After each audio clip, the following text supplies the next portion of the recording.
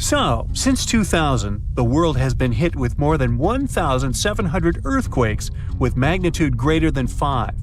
Many happened around the Ring of Fire, located around the Pacific Ocean. In North America, the biggest threat is the San Andreas Fault line, which can create an earthquake of a magnitude higher than any other, earning it the spine-tingling nickname, the Big One. The potential destruction of California is a terrifying prospect that could have unimaginable consequences. But the Big One is just the beginning of what's to come. Bad news! Scientists have predicted an earth-shattering event that will occur in 2030. Like it or not, there's a 70% chance that we'll experience the Big One, and it will be an earthquake with a magnitude of 6.7. The San Andreas Fault line will cause the Big One, but what is scary is that we can't predict it. On the other hand, a massive earthquake occurs every 100 years. This means there's always time to prepare for a natural disaster.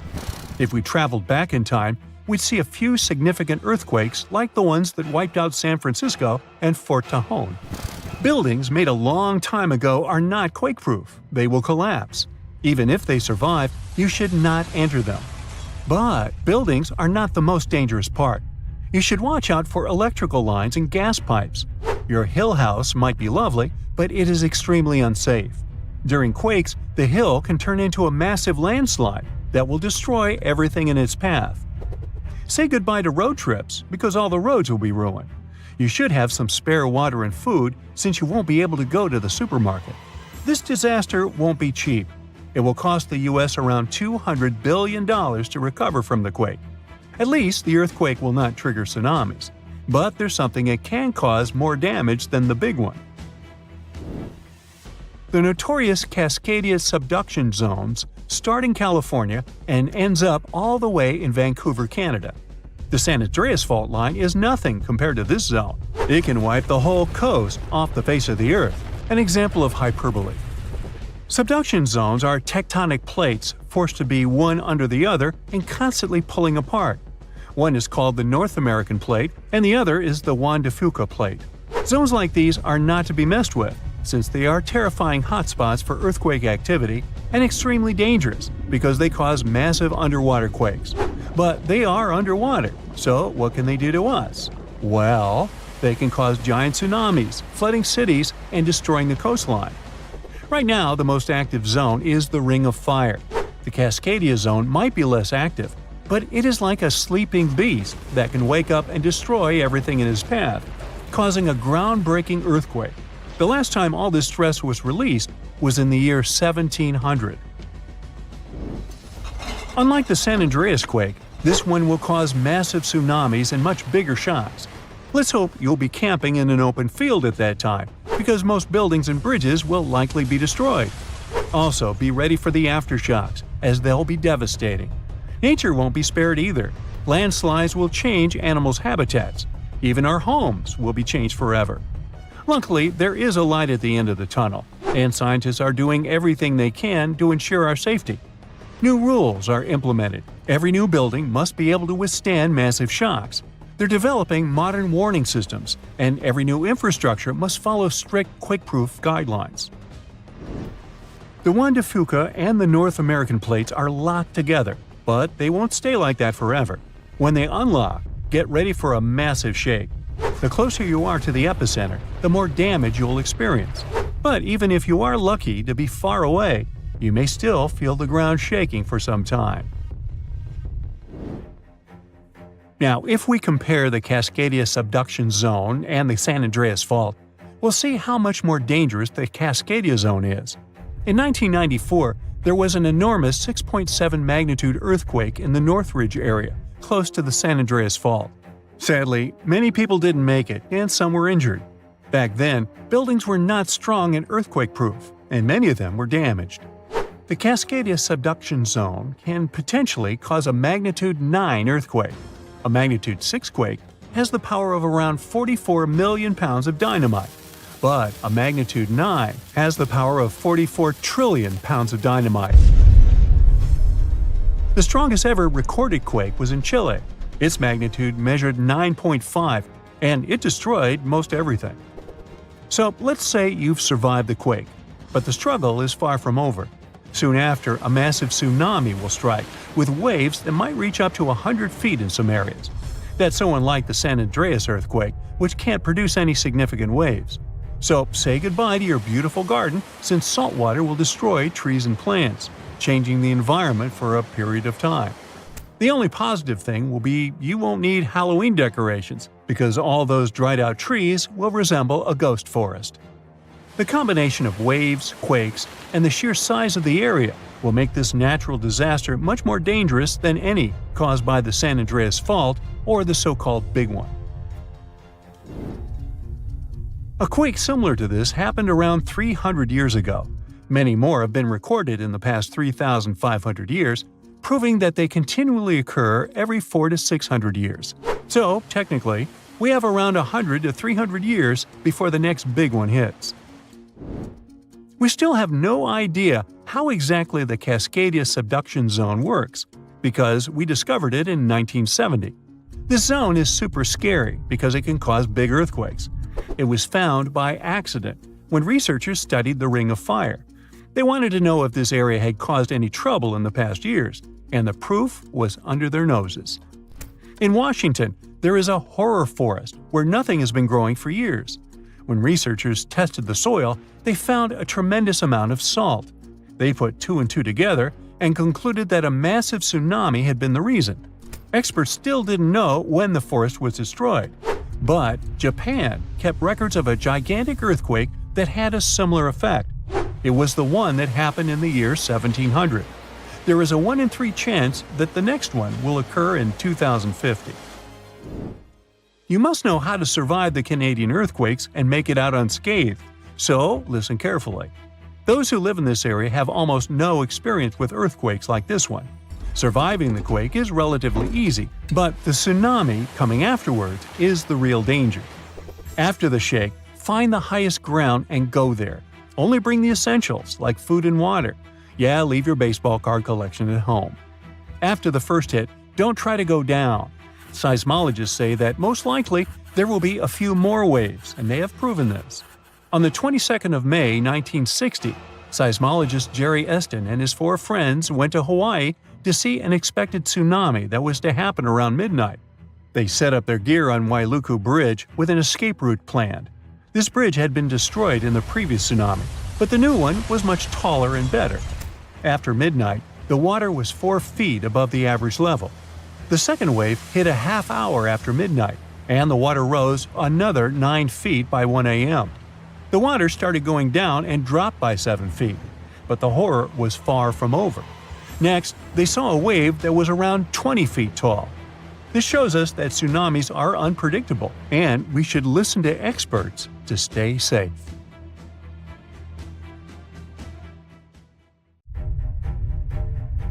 There is a powerful force hiding underground where tectonic plates meet, and one forces another under it.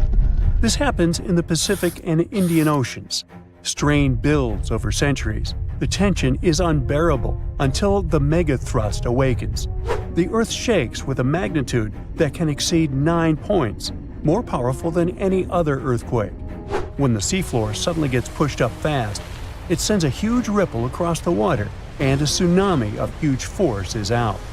These waves are called teletsunamis, and they cross entire ocean basins, ready to take over coastlines thousands of miles away. The thrust fault stretches over 600 miles. The Earth is not just shaking, it feels like it's tearing apart. This is the power of a megathrust earthquake. Those caught in its path will have to fight for their lives. Japanese authorities recently had to issue their first ever mega-quake advisory. It happened because of a strong tremor on the edge of the Nankai Trough ocean floor zone. In the end, most of the warnings were lifted, and there wasn't much damage from the 7.1 magnitude earthquake. Parts of southwestern Japan started to shake, and the superfast trains in Japan slowed down to stay safe, which made travel slower for everyone. But everyone is staying alert as they know about the risk of a megathrust earthquake that could happen within the next few decades in the Nankai Trough. The tectonic plate under the Philippine Sea is slowly sliding underneath the land where Japan is, moving just a few inches every year. The last big earthquakes from this area happened in 1944 and 1946, both with a magnitude of 8.1. These quakes have caused a lot of destruction in the country. The next megathrust earthquake in the region, if it does happen, could be between a magnitude 8 and 9. Scientists still can't agree on how likely this mega-earthquake is to happen, but it could be up to 80% certainty. On the other side of the Pacific, scientists from the U.S. Geological Survey have studied a dangerous area along the U.S. West Coast. It's called the Cascadia subduction zone, and it stretches from northern California to northern Vancouver Island in Canada. Over the past 14,200 years, there have likely been at least 30 big earthquakes in this region. One major quake happens every 500 years on average. But for a long time now, Cascadia has been quiet, and it worries scientists.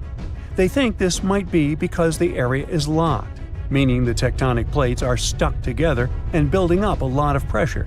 Eventually, the part of the seafloor could suddenly break and move by several feet. The shaking would be just 5 minutes, but it would create a powerful tsunami as the seafloor shifts that would last for 10 hours. If it happens, it's going to be the worst natural disaster in the country's history, according to experts. The ground on some inland hills could turn into something like quicksand. This would cause the hillsides to slide and crumble, taking down roads and bridges. Around 620,000 buildings could be badly damaged or even collapse, including about 100 hospitals and 2,000 schools. People in Washington state might have to take care of themselves without help for 2 weeks, finding food, water, and shelter on their own. Scientists are studying slow slip events, where the tectonic plates move very slowly over weeks or months, releasing some energy but not enough to stop a big one. Every time the magnitude of an earthquake goes up by just one number, the energy it releases is 40 times bigger. So we'd need about 1 million small earthquakes every day for 500 years straight to release the same energy as one huge magnitude 9 earthquake. But these small earthquakes might be clues that a bigger earthquake is coming. To better monitor the Cascadia Fault, experts are mapping the fault more accurately and adding better monitoring tools offshore. Scientists receive over $10 million to install seismic sensors and seafloor pressure gauges on a fiber optic cable off the coast of Oregon.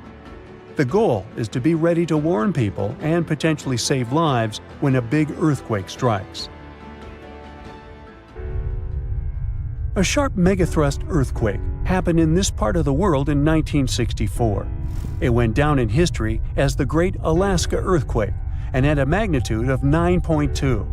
It lasted for more than 4 minutes, making it the most powerful earthquake in the history of the U.S. and North America. The ground shook so hard that it caused huge cracks and landslides. In Anchorage, many houses, buildings, and roads were destroyed because they weren't built to handle such a big earthquake. In some places, the land was permanently changed. For example, the coastline near Kodiak and Hinchinbrook Island was lifted by 30 feet. In other areas, like Gerwood and Portage, the ground sank by 8 feet. They had to rebuild roads higher so they wouldn't be flooded by the time. A huge 27-foot tsunami wiped out the entire village of Chiniga. Many coastal towns were heavily damaged, not just by the earthquake, but also by tsunamis and the fires that followed. After the main earthquake, there were thousands of smaller aftershocks for months. A moderate earthquake of magnitude 4.4 shook Los Angeles in August 2024. Once it was over, the LA Fire Department checked around the city and didn't find any major damage or anyone hurt. In the nearby city of Pasadena, which is close to the earthquake's epicenter, a water pipe burst inside City Hall and everyone had to leave the building. Thankfully, there was no danger of a tsunami. The best we can do to avoid panic in such situations is to be prepared. Japan is one of the places on Earth where earthquakes happen the most because it sits on the edges of 4 tectonic plates. Around 1,500 of these earthquakes each year are noticeable. Because of this, the people in Japan have learned to live with earthquakes. The 1950 law set a rule: that buildings should be able to handle earthquakes up to a magnitude 7 without falling apart. An update 30 years later said that buildings should only have minor damage in such earthquakes and still work as usual. But if an earthquake is even stronger, the law says the building's main job is to not collapse and save people's lives. At the most basic level, buildings are made stronger with thicker beams, pillars, and walls so they can handle shaking better. Another technique is placing special pads made from materials like rubber at the base of a building. Some buildings are even built on thick layers of padding that separate them from the ground completely, which helps protect them during an earthquake. A skyscraper might sway back and forth a lot, moving up to 5 feet. To stop it from getting damaged, engineers can add something called dampers every second floor all the way to the top. These dampers are like giant bicycle pumps, but instead of air, they're filled with liquid. When the building shakes, the dampers push against the liquid inside them. Even though the liquid doesn't squish very much, it can still absorb some of the shaking. When they're building tall skyscrapers, engineers try to make the structure as simple and balanced as possible. This means having each floor the same height and placing the support columns evenly. But sometimes, architects who design skyscrapers don't want to make these compromises because they have creative ideas for how the building should look. Then they have to find compromise solutions. For example, Tokyo's Skytree Tower, one of the tallest buildings in the world, is designed in a futuristic style but also includes special features to protect it from earthquakes. It has a central pillar, like in traditional Japanese pagodas, and seismic dampers that help absorb the energy from an earthquake, keeping the building safe. A magnitude 15 earthquake has the potential to completely destroy our planet and evaporate all the water in a matter of seconds, leaving Earth uninhabitable. Over 500,000 earthquakes happen annually, but none have a magnitude of 15. 90% of quakes occur in the terrifying Ring of Fire zone located around the Pacific Ocean. The ground there is like jello. It shakes almost constantly. The most powerful earthquake to have ever struck Earth had a magnitude of 9.5. That much power can lengthen or shorten the day. But there's probably an earthquake in the confines of your own home now caused by a speck of dust landing on a table. But it has a power of negative 15 magnitudes. Earthquakes happen when tectonic plates move. They're like Lego pieces that are not properly secured, and when they move up, down, or hit one another, the ground also moves, triggering earthquakes. This tectonic energy acts like a battery. It stores energy for a long time, up to 500 years. When this stored energy is released in a sudden burst, the consequences are horrifying. Even the strongest structures submit to this relentless force that leaves a trail of destruction in its path. In some instances, earthquakes can even trigger tsunamis, amplifying the chaos. Such a crazy amount of power can split the ground open and cause severe damage. The strength of an earthquake is measured by the Richter scale, but now it's being replaced by the moment magnitude scale. When there's an earthquake, we hear about how strong it is. It's usually from 1 to 10. Luckily, we haven't had a Richter scale earthquake yet. The most powerful earthquake to have ever happened in modern history occurred in Chile in the 60s. It was around 9.5 on the Richter scale, and it altered Earth's rotation and messed up the length of the day by around 2 milliseconds. It also triggered a massive tsunami and affected a vast area of 155,000 square miles. The Richter scale doesn't actually have a limit. Still, anything above 25 doesn't need measuring, because if that ever happened, we would simply turn into dust, and nobody would care to measure this disaster. As we said, the strongest earthquake had a magnitude of 9.5. If this magnitude had been just 0.5 stronger, it would have created a ruptured line 2,174 miles long. That is almost 7 times the size of Wyoming. A magnitude 11 earthquake would create a crack halfway around the world. Massive tsunamis would hit coastal areas, destroying everything, and Earth would get into a massive environmental crisis. If you love hiking, you would have new mountains to explore. created by the terrifying earthquake. Even the temperature would increase because of volcanic eruptions and the resulting greenhouse gases. It would turn our planet into a hot oven. The safest places would be far away from any buildings, seas, oceans, and mountains where there would be a low chance of a landslide. Countries unprepared for earthquakes would be totally destroyed, and cities would turn into piles of rubble and dust. Going up on the Richter scale would only make things worse. But don't worry, an earthquake of that power is impossible. Earth's crust doesn't have enough energy to produce such earthquakes. But there is something that has much more power and can produce mega-earthquakes. Asteroids are powerful enough to destroy our planet, as we all know from the dinosaur era. That asteroid was around 6 miles long and it caused massive damage to the planet. It triggered earthquakes that shook the ground constantly for months. These terrifying quakes were about 50,000 times stronger than the Chile earthquake. They also triggered a tsunami that was 30,000 times more powerful than the Indian Ocean tsunami. And the latter was one of the most devastating tsunamis to have ever struck Earth. The earthquakes caused by the asteroid had a magnitude of 11, making it the most powerful and scariest natural disaster ever. And let's hope it stays that way. The Indian Ocean tsunami affected only certain areas of the world. Meanwhile, the asteroid tsunami affected every part of the world and had 33-foot-tall waves. Even if you had traveled to the most remote place on Earth, you wouldn't have been able to hide from this Grim Reaper. A 15-magnitude earthquake wouldn't be 15% stronger than the Chile earthquake. The scale doesn't work like that. It would be around 100 million times more powerful than a 9.5 magnitude quake. It could make all the water on Earth evaporate, leaving us devastated and without any H2O to survive. All ecosystems would collapse, all food chains would be broken, and only some super strong bacteria would probably survive the impossible.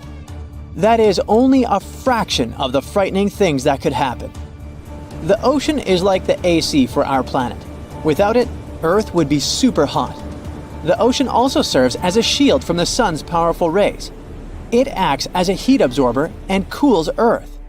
Scientists think that the most dangerous thing would be the inability of Earth's crust to survive the violent shakes of the 15-magnitude earthquake.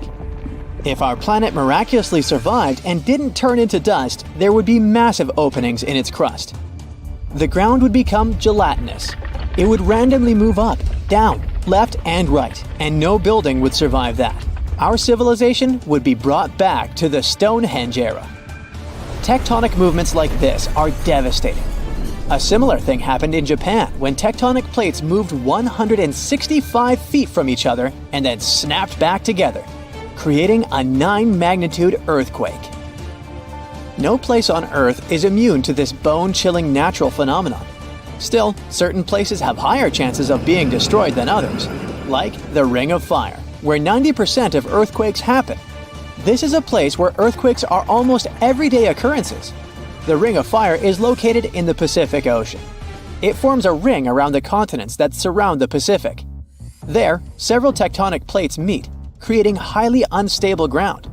To make the problem much more terrifying, 75% of active volcanoes are located in this area. 90% of dormant volcanoes are also there, making this place extremely dangerous. Scientists carefully study this region to find a way to predict when the next earthquake might strike. The Ring of Fire is not the only place at risk of earthquakes.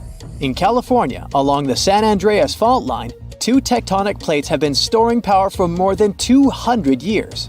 The San Andreas Fault is 715 miles long and has the potential for a massive earthquake.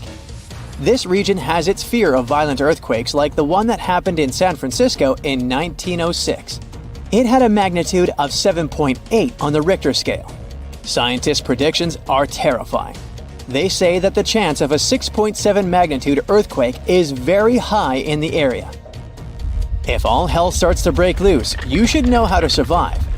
Avoid anything that might fall on you, like windows, closets, or unstable ceilings. The official phrase from emergency experts is drop, cover, and hold on.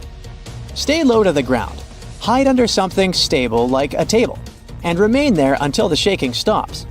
Make sure to stay in your shelter for another minute or two, just in case there are aftershocks or loose debris. Use your nose and smell for gas. If you do smell it, don't turn the lights on or do anything that might ignite it. Stay strong and be safe. An earthquake in Indonesia began in 1829 and lasted a mighty 32 years. It reached its climax in 1861 and hit a magnitude of around 8.5. It was caused by the tectonic plates below the island slowly clashing against each other. Researchers discovered that the quake had been building for some time after analyzing the coral in the area. They found it was being periodically exposed to the open air. That was caused by the gradual earthquake moving the land up and down. Scientists call these decades-long silent earthquakes slow slip events. A single lightning bolt can warm the air to around 54,000 degrees Fahrenheit. The heat makes the air expand quickly, creating a shock wave or boom, which we know to be thunder. There are close to 3 trillion trees on Earth. That translates to roughly around 422 trees for every person. Before humans, the number was nearer to 6 trillion. Almost 70% of the Earth's surface is covered by water, which on average is around 2.5 miles deep. 97% of Earth's volcanoes lie underwater, as well as the mid-ocean ridge, a massive mountain range that is over 40,000 miles long. Humans have mined around 190,000 tons of gold from the planet. Experts predict there is around 20% still left to be mined, but this figure is constantly changing. The world's largest active volcano is in Hawaii. Called Mauna Loa, it's over 2.5 miles above sea level. Given that most of it is underwater, the volcano's summit is a staggering 11 miles from its base. That's the same length as over 160 football fields. The highest ever recorded temperature on Earth was a sweltering 136 degrees Fahrenheit. It was recorded in El Azizia, or modern-day Libya, on September 13, 1922. The lowest temperature was a chilling minus 129 degrees Fahrenheit, recorded at Russia's Vostok station in 1983. Earth is the 5th largest planet in the solar system, behind Jupiter, Saturn, Uranus, and Neptune. It has a circumference of roughly 25,000 miles, and it would take the average person around 8,300 hours to walk around the face of the Earth. The separation between Earth's land masses would make such a trek almost impossible, though. It takes 365.25 days for the Earth to orbit the Sun. Because our calendar years only have 365 days, we add an extra leap day every 4 years to make up for the difference. Russia is the largest country on the planet, with a total area of about 6.5 million square miles. It encompasses more than 1/8 of the Earth's inhabited land area, but still has a relatively small population given its size. Earth is the only planet with one moon. Mercury and Venus have no moons, while every other planet has 2 or more. Earth is over 4 billion years old. Scientists calculate this by looking at the planet's oldest rocks, as well as meteorites that have crash-landed. They used meteorites as they were formed at the same time as Earth, when the solar system was forming. The ground we walk on is basically recycled. The planet's rock cycle turns igneous rocks to sedimentary ones, then transforms those into metamorphic rocks, and back again. Like Earth, our moon also experiences earthquakes. They're less common and intense than the ones we have, and are caused by tidal stresses. A tidal stress is basically the relationship between the gravitational pull of the moon on the Earth and that of the Earth on the moon. Despite being the 5th largest continent, Antarctica holds 70% of the planet's fresh water and about 90% of its ice. Bangkok is the most visited city in the world, boasting 23 million visitors in 2019 alone. Paris, London, Dubai, and Singapore make up the other cities in the top 5. The lowest layer of Earth's atmosphere is called the troposphere and is the reason we have weather. Sunlight heats the planet's surface, which causes warm air to rise up to the troposphere. This air then expands and cools as the air pressure decreases and sinks down, where it is then warmed by the Earth again. Coral reefs are the largest living structures on the planet, with some even being visible from space. Coral reefs hold the most species per area of any of Earth's ecosystems, even more than rainforests. Earth got its name around 1,000 years ago, and it comes from the German word meaning the ground, but there's no evidence to show who actually named it. Of all the planets, Earth is also the only one which is not named after a Greek or Roman deity. The deepest point of the ocean is the Mariana Trench. It's a whopping 7 miles below sea level. Coastlines cover about 20% of U.S. land, but are home to more than 50% of the U.S. population. The Earth isn't actually a sphere. It's more like a squished ball that bulges at the equator. The bulge is caused by the force of the Earth spinning, which makes the north and south poles slightly flat. The Earth spins on its axis, which is basically an imaginary straight line. Earth has seasons because the axis is tilted, causing the sun's rays to hit different parts of the planet more directly, depending on the time of year. If the sun was as tall as a standard door, the Earth would be around the size of a nickel. The Earth's rate of rotation is gradually decreasing. It's happening so slowly that it would take as much as 140 million years for the length of a day to increase to 25 hours. Get a clip for any season with brand new Brightside merch. Click the link and grab your print. The biggest animal on Earth is the Antarctic blue whale. It can reach lengths of 100 feet and weigh up to 400,000 pounds, which is around the same as 33 elephants. The temperature at the center of the Earth is around the same as the surface of the Sun, at almost 10,000 degrees Fahrenheit. Earth is around 10,000 times older than humans. Earth is around 4.5 billion years old, whereas humans have been around for, at most, 450,000 years. There are around 34,000 known species of fish. The actual number is way higher though, as a whopping 95% of our oceans still haven't been explored. America's Route 66 is longer than the journey to the Earth's core. The distance to the core is roughly 2,000 miles. Route 66 is almost 2,500 miles. The Earth is made up of 3 main components: the crust, the mantle, and the core, which is divided into the outer core and the inner core. Scientists have estimated that there are around 8.7 million species on the planet. Out of this, between 1 to 2 million of these species are animals. But roughly 86% of land species and 91% of fish have yet to be discovered by humans. Ancient astronomers used to think that the Earth was the center of the universe. For 2,000 years, they believed the Earth to be static, while other bodies traveled in orbit around us. In 1543, Copernicus published his sun-centered model of the solar system. Earth is the densest planet in the solar system. The density varies across its different crusts, but the planet's average density is just over 3 ounces per cubic inch. Mount Everest is the highest point on the planet. Its peak is the highest altitude above sea level at around 5.5 miles. Each year, 1 septillion crystals of snow fall on Earth. That's a trillion snowflakes. Snow covers about 31% of Earth's land area each year. Of Earth's water, only around 3% is fresh water. The other 97% is salted. Of that 3%, about 2% is frozen in ice and glaciers. So, less than 1% of the planet's fresh water is actually in lakes, rivers, and underground. The world's largest inland body of water, or lake to us normal people, is the Caspian Sea. It has an area of 140,000 miles squared. The world's deepest lake is Lake Baikal in Russia and is 5,300 feet deep. Earth's atmosphere is roughly 78% nitrogen and 21% oxygen, with small amounts of water vapor, carbon dioxide, and other gases. No other planet is believed to have this much oxygen, which explains why Earth is the only planet where life has been discovered so far.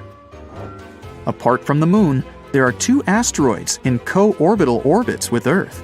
sometimes called Earth's second moon.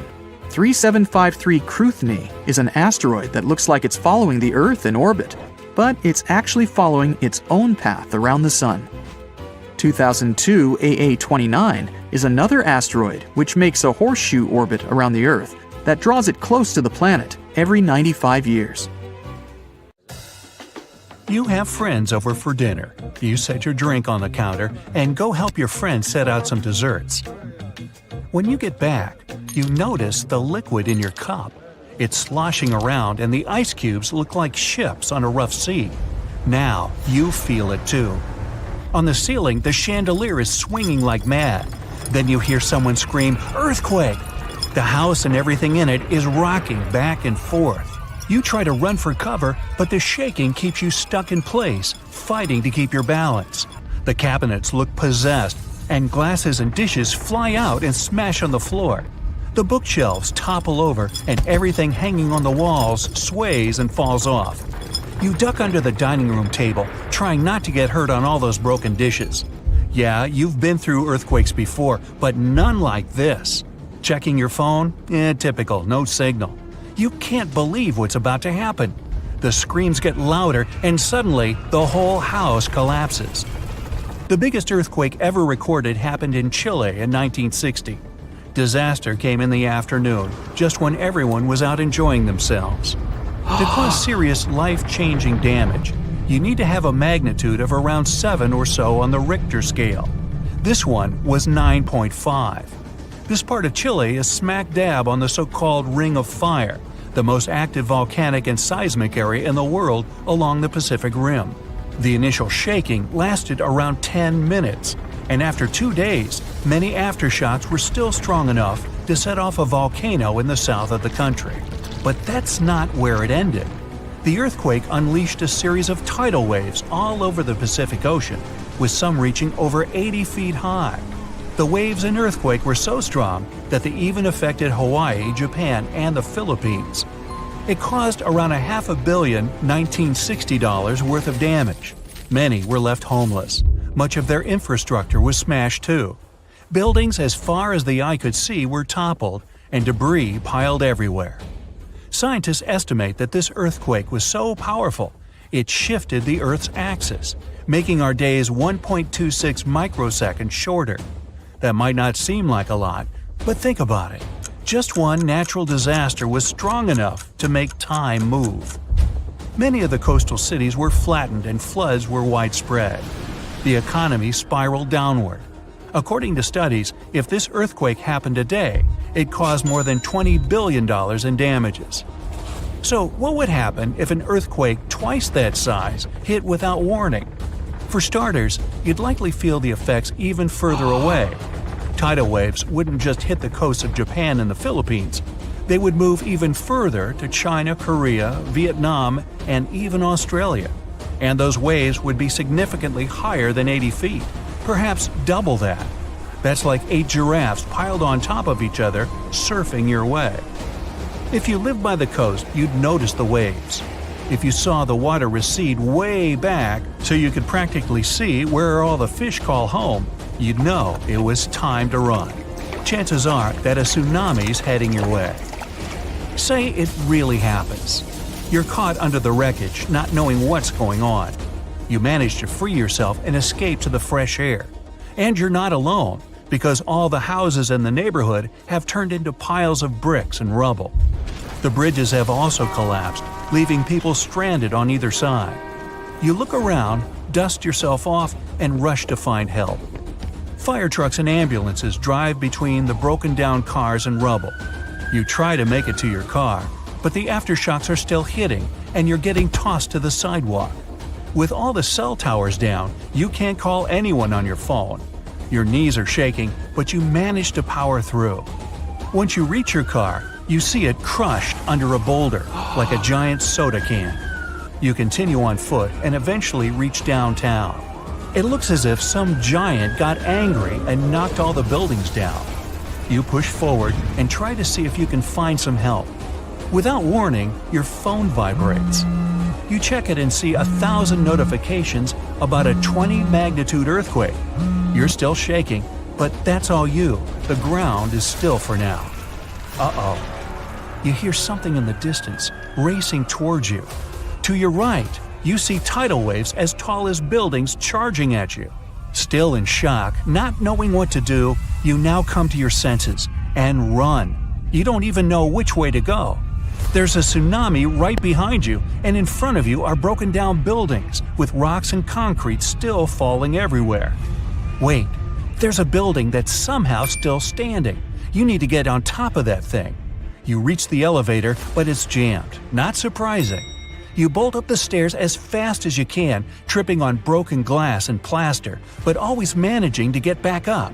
You look out a window and see the water. It's so close. You're nearly at the top. A few more flights and… whoosh. The water forces its way into the building and drags you down at least 2 floors. You can barely see anything. Still, you know you must swim up. But the water keeps forcing you downwards. After about 30 seconds, you manage to swim your way out and continue climbing to the top. You scramble to the top floor and collapse on the roof. You're safe for now. The tidal wave is still going strong, plowing its way through the ravaged city center. Your phone is now waterlogged and useless. You have a perfect 360-degree view of your town covered in water and debris.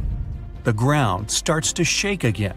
Maybe you'll just sit around until this is all over, waiting for the rescue helicopter. But then, a loud explosion that almost breaks your eardrums shakes the ground even more. Off in the distance, smoke is rising, and soon it covers the entire sky. Darkness hides the morning sun. That's when you can see lava shooting up into the air and landing nearby.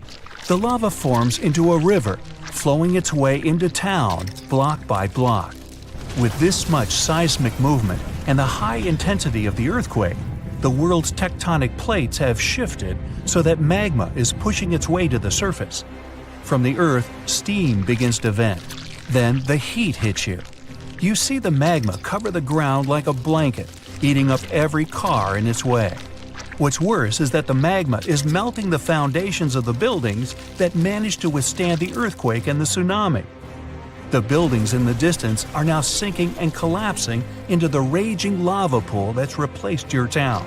One by one, every building descends. That means, uh-oh, the building where you're standing is also swaying. It's about to fail. That's when you see the light. You look up and see a helicopter above in the distance. You wave your arms, run around, jump, anything to get noticed. And it works. The chopper makes a few circles and finally drops you a rope ladder. As you're lifted in the chopper, you take a good look at the world below you as it wriggles around like noodles in a strainer. You land a few miles out and are immediately treated by a doctor in an emergency triage center. You were one of the lucky ones. A year later, the tsunami water has receded. The lava that flowed inland has cooled, but all that magma permanently changed the ground below it, and the whole town is gone. The disaster has thrown the entire country into a financial nightmare that'll last decades.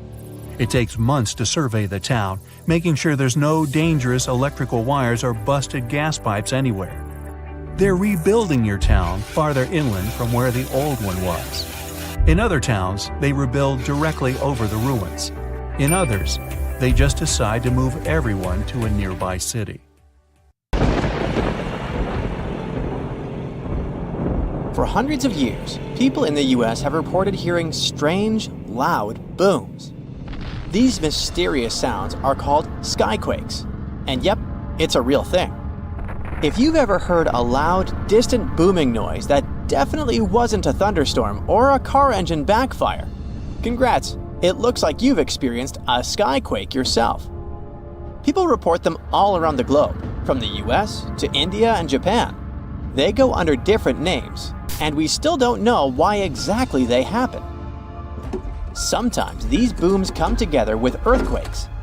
People heard them during the New Madrid earthquakes in the early 19th century and up until January 2020.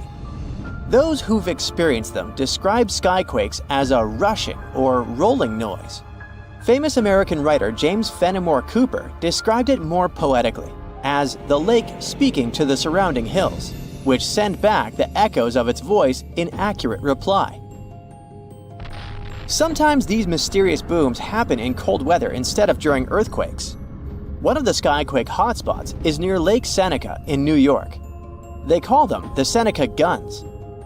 The booms can be so loud that they shake windows and doors. Back in August 1886, after an earthquake in Charleston, people heard these noises for several weeks, happening at the same time as many aftershocks from the earthquake. In 2020, scientists from the University of North Carolina looked at old news pieces, especially from North Carolina, where people have often reported these sounds. They hoped to match the noises with earthquakes data, but they didn't find any link between the sounds and earthquakes. One of the researchers said they believe the noises are happening in the air, not underground. The team looked at infrasounds, which are low-frequency noises that humans can't hear. They found signals lasting 1 to 10 seconds that match the times when people reported hearing the booms, but nothing is certain here. Some people think that solar flares, underwater tsunamis, or caves collapsing under the sea cause skyquakes. Others believe the sounds come from planes making loud sonic booms. But that doesn't explain old records of skyquakes from the past before planes were even invented. Some scientists think a type of meteor called a bolide causes these booms. These meteors blow up when they hit Earth's atmosphere. If this happened above thick clouds, the sound would get louder and travel far, but we wouldn't find anything on the ground. Another idea is that gas might be escaping from the bottom of deep lakes, like Lake Seneca. If you think skyquakes are bizarre, let me introduce you to fog bows. They also go under the name of white rainbows, ghost rainbows, or cloud bows. They form in a similar way to regular colorful rainbows, but are much wider. Rainbows happen when there are big raindrops in the sky, and you can always spot them on the opposite side of where the sun is shining. Fog bows are made by tiny droplets in fog, or clouds, instead of big raindrops, and they also appear opposite the sun. If you want to see a fog bow, you need to look for it in a thin fog when the sun is bright. You might catch one when the sun starts to shine through the fog, or if you're near the ocean where fog often forms. Because the water droplets in fog are so tiny, fog bows don't have bright colors like rainbows. They might even look all white, or just have faint colors. Some fog bows are hard to see at first because they blend into the mist, but once you spot them, they're easy to recognize. The next rare weather phenomenon you gotta watch out for is thunder snow. You guessed it right, it's a special type of thunderstorm that happens during a snowstorm. Unlike regular thunderstorms that often strike in the spring and summer, thunder snow is much rarer because it happens in the strongest winter storms, like big blizzards, and at the same time needs warm air, which isn't a frequent combo. So, for thunder snow to happen, there needs to be moisture in the air, some instability, and something to lift the air like rising winds. Just like in normal thunderstorms, lightning can appear when you hear thunder. Thunder snow lightning usually goes from cloud to cloud instead of hitting the ground, and the thunder sounds different too, more like a low rumble instead of a loud boom, because the snow muffles the sound. You aren't so likely to get struck by it, but it's still important to stay inside when you hear thunder to stay safe. Northern Lights fans, this one is for you. Scientists noticed a new kind of glow in the sky that looked like a purple streak. They nicknamed it Steve as a joke, but later gave it a more scientific name: Strong Thermal Emission Velocity Enhancement, Steve for short. Steve is actually a fast-moving stream of super hot gas that always moves west and only shows up before midnight. They wondered if something like Steve could happen after midnight, but moving in the opposite direction.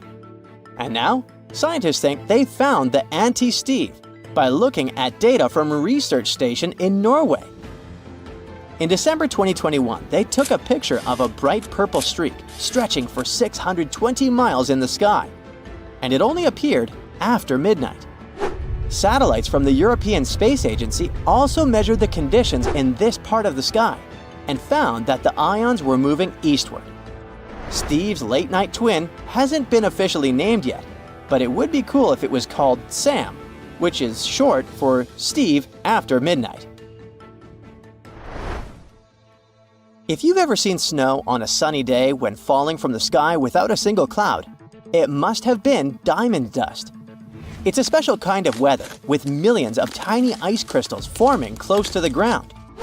These ice crystals float slowly in the air, kind of like how dust floats in your house. When sunlight hits these crystals, they sparkle like diamonds.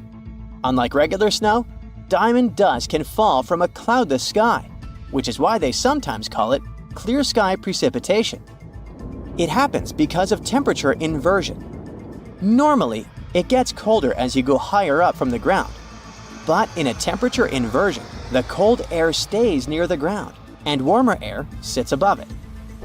The warm air has more water vapor, and when it mixes with cold air near the ground, it turns directly into ice crystals, and diamond dust is born. For this to happen, the air near the ground has to be really, really cold, way below freezing temperature. Diamond dust can fall for days, but it's so light that it usually doesn't pile up on the ground like regular snow. A fall streak hole, also known as a hole punch cloud, is next on our list. This big circular or oval-shaped gap sometimes appears in certain clouds. These types of clouds float high up in the sky and are often made of tiny water droplets that are colder than freezing, but they haven't frozen yet. These special water droplets are called supercooled, and they need a reason to freeze. Ice crystals give them that reason. When a plane flies through the cloud, it can bring those ice crystals into the cloud. Once the ice crystals are there, the supercooled water droplets freeze quickly, get bigger, and start to fall from the ground. This creates a hole in the cloud, and as more nearby droplets freeze, the hole gets bigger and spreads outward. Any tornado is scary, but a fire tornado takes the horror to a new level. These bad boys are spinning towers of flame and ash that form when there's extreme heat, strong winds, and uneven ground. The intense heat from the fire causes hot air to rise quickly. Cooler air from the sides rushes in to replace it and creates strong winds. When winds from different directions meet, it makes the fire spin like a tornado. It gets stronger and can even create its own weather.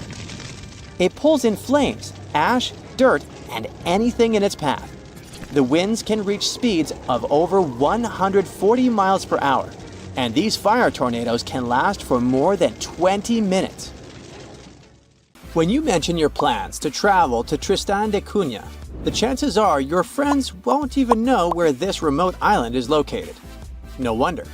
Tristan da Cunha is considered the most remote inhabited archipelago in the world, with the nearest populated land, St. Helena, around 1,500 miles away. There are only 229 people living on Tristan da Cunha now.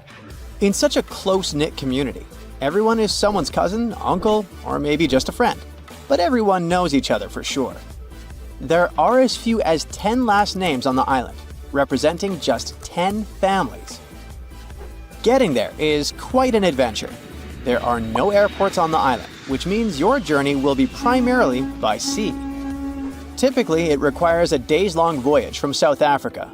Only 3 ships regularly service the island, with fewer than a dozen trips each year. Some cruise lines may include it in their itineraries, but travel arrangements must be made well in advance, due to limited berths available on the ship from Cape Town.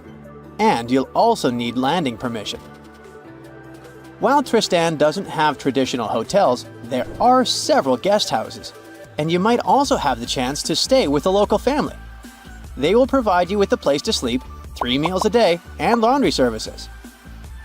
88% of what you pay goes directly to the island family, and only 12% is tax. By the way, the accommodation is surprisingly affordable. It was around £65 for a full board in 2024. Yep, they do use sterling, being a part of overseas British territory. But there's also this local currency called St. Helena Pound, used at parity with sterlings. By the way, it's only been around 80 years since the island started using actual money. In 1942, the naval station began paying cash wages, and it helped Tristan Islanders to move from a barter economy to a cash-based system, and allowed them the novelty of making their first cash purchases. Just a heads up, pack everything you might need before you go, as you definitely won't come across Walmart there. I mean, don't get me wrong, there's a supermarket and all, but it's just not the way you're used to, with endless shelves displaying endless oversized mayo jars. Tristan's Island Store, often referred to as the supermarket, lacks plate glass windows and flashy advertisements, and let's be honest, it looks like an abandoned barn from the outside. Still, it plays a crucial role in providing essential goods to complement locally produced foods and woolens. If a resident wants to buy something, they must place orders months in advance for items that arrive with incoming ships. The store operates Monday through Friday. Today, the islanders continue to cultivate their own crops and raise livestock. The supermarket has become a vital source for other essentials like flour, sugar, and a variety of groceries including frozen bread and products typical of the UK or South African supermarkets. And even though the island's economy relies heavily on fishing, especially rock lobsters, islanders are largely self-sufficient. Let's move to another destination that's super hard to reach, but this time it's a level up in difficulty. I'm talking about the notorious Hypoxia City, the place with the smallest amount of oxygen on the planet. Sure thing, it's a nickname. The real name is La Rinconada. This place is located in Peru. Getting there means climbing over 16,000 feet up into the mountains. And what did you expect from the highest city on Earth? Despite its hard-to-reach location, it houses way more people than Tristan da Cunha, between 30,000 and 50,000. And while the island in the middle of nowhere looks idyllic, the Peruvian city of La Rinconada has very different looks. The urban layout features predominantly low-rise residences, where essential services are limited. La Rinconada is without a reliable supply of running water and lacks a sewage system. The community does not have a waste collection service, which forces residents to either burn or bury their garbage. Moreover, up until the early 2000s, La Rinconada did not have access to electricity. Most things, including the most essential foods, must be brought here from outside. Despite originally being a miner city, right now it has a wider range of activities to make your living. Some people are busy with trading, food, clothes, you name it. Others provide services, and some people even open public restrooms. Architectural-wise, La Rinconada has very little to offer. The pattern is quite predictable. Huts made from corrugated metal that are unstable and rusting. The choice of materials is dictated by practicality. These metal sheets are the lightest and easiest for miners to transport to the glacier. Unfortunately, the homes lack proper insulation, leaving residents shivering in the cold even though they have access to wool from local sheep, which is an excellent insulator. Sturdier rock homes exist but are rare, typically inhabited by wealthier miners. While the architecture might not be particularly captivating, the vistas certainly are. In nearly every spot in La Rinconada, a glance upward reveals La Bella Durmiente, or Sleeping Beauty, a massive glacier towering over the town. Getting to La Rinconada is very hard. First, you'll need to fly into Alejandro Velasco Astete International Airport in Cusco, Peru. Once you're in Cusco, you can catch a train or a bus to Puno, which is right by Lake Titicaca. Here's where it gets a bit tricky. The only way to really get up to La Rinconada is by hitchhiking or finding a ride into the mountains. There might be some buses, but they don't run on a set schedule. If you're up for it, you can rent a car, but be warned, the roads can be pretty rough and tricky to navigate. So a little extra caution goes a long way on this adventure. Unlike Tristan da Cunha, where they adopted cashback in the 1940s, La Rinconada doesn't rely much on it. The economy of this place is based mainly on gold mines. The mines are unguarded, unregulated, and often dangerous. Miners work for 30 days under a cachorreo system, where on the 31st day, they're allowed to take as much ore from the mine as they can carry as a form of payment. La Riconada has no bank, but it has many storefront fund transfer agencies, which miners use to wire money to their families. Still, they never know how much they're gonna send. Our next destination is Svalbard, a place that might seem unwelcoming due to its climate. But locals embrace everyone with open arms. No visa is required if you want to visit or even work there. Located near the top of the world, Svalbard offers a unique and remote charm. The capital, Longyearbyen, is home to a fascinatingly diverse community, with over 50 nationalities represented among its 2,400 residents. You might even spot a polar bear wandering into town on occasion. The living space is compact. There's just one grocery store, and the streets are numbered instead of named, adding to the town's distinctive feel. Longyearbyen also boasts a university center with around 300 students. Interestingly, every student must learn to use firearms for safety in the surrounding wilderness. Originally, it was founded as a mining town, just like La Riconada, but the focus has shifted mainly to tourism. However, a quirky tradition remains from its mining days. Visitors and residents alike take off their shoes when entering hotels and restaurants, a practice born out of the need to keep coal dust at bay. The last destination for today is Palmerston Island, a remote coral atoll in the Cook Islands, located about 290 miles northwest of Rarotonga. Famous traveler James Cook visited it on June 16, 1774, and the place was uninhabited at the time, despite ancient graves found there. Today, the island supports a small population of just 25 residents, primarily descendants of 19th century English sailor William Marsters. Marsters arrived in 1863 with 2 Polynesian wives and later added a third. He fathered 23 children. Fishing is the mainstay of the local economy, resembling subsistence living due to the island's isolation.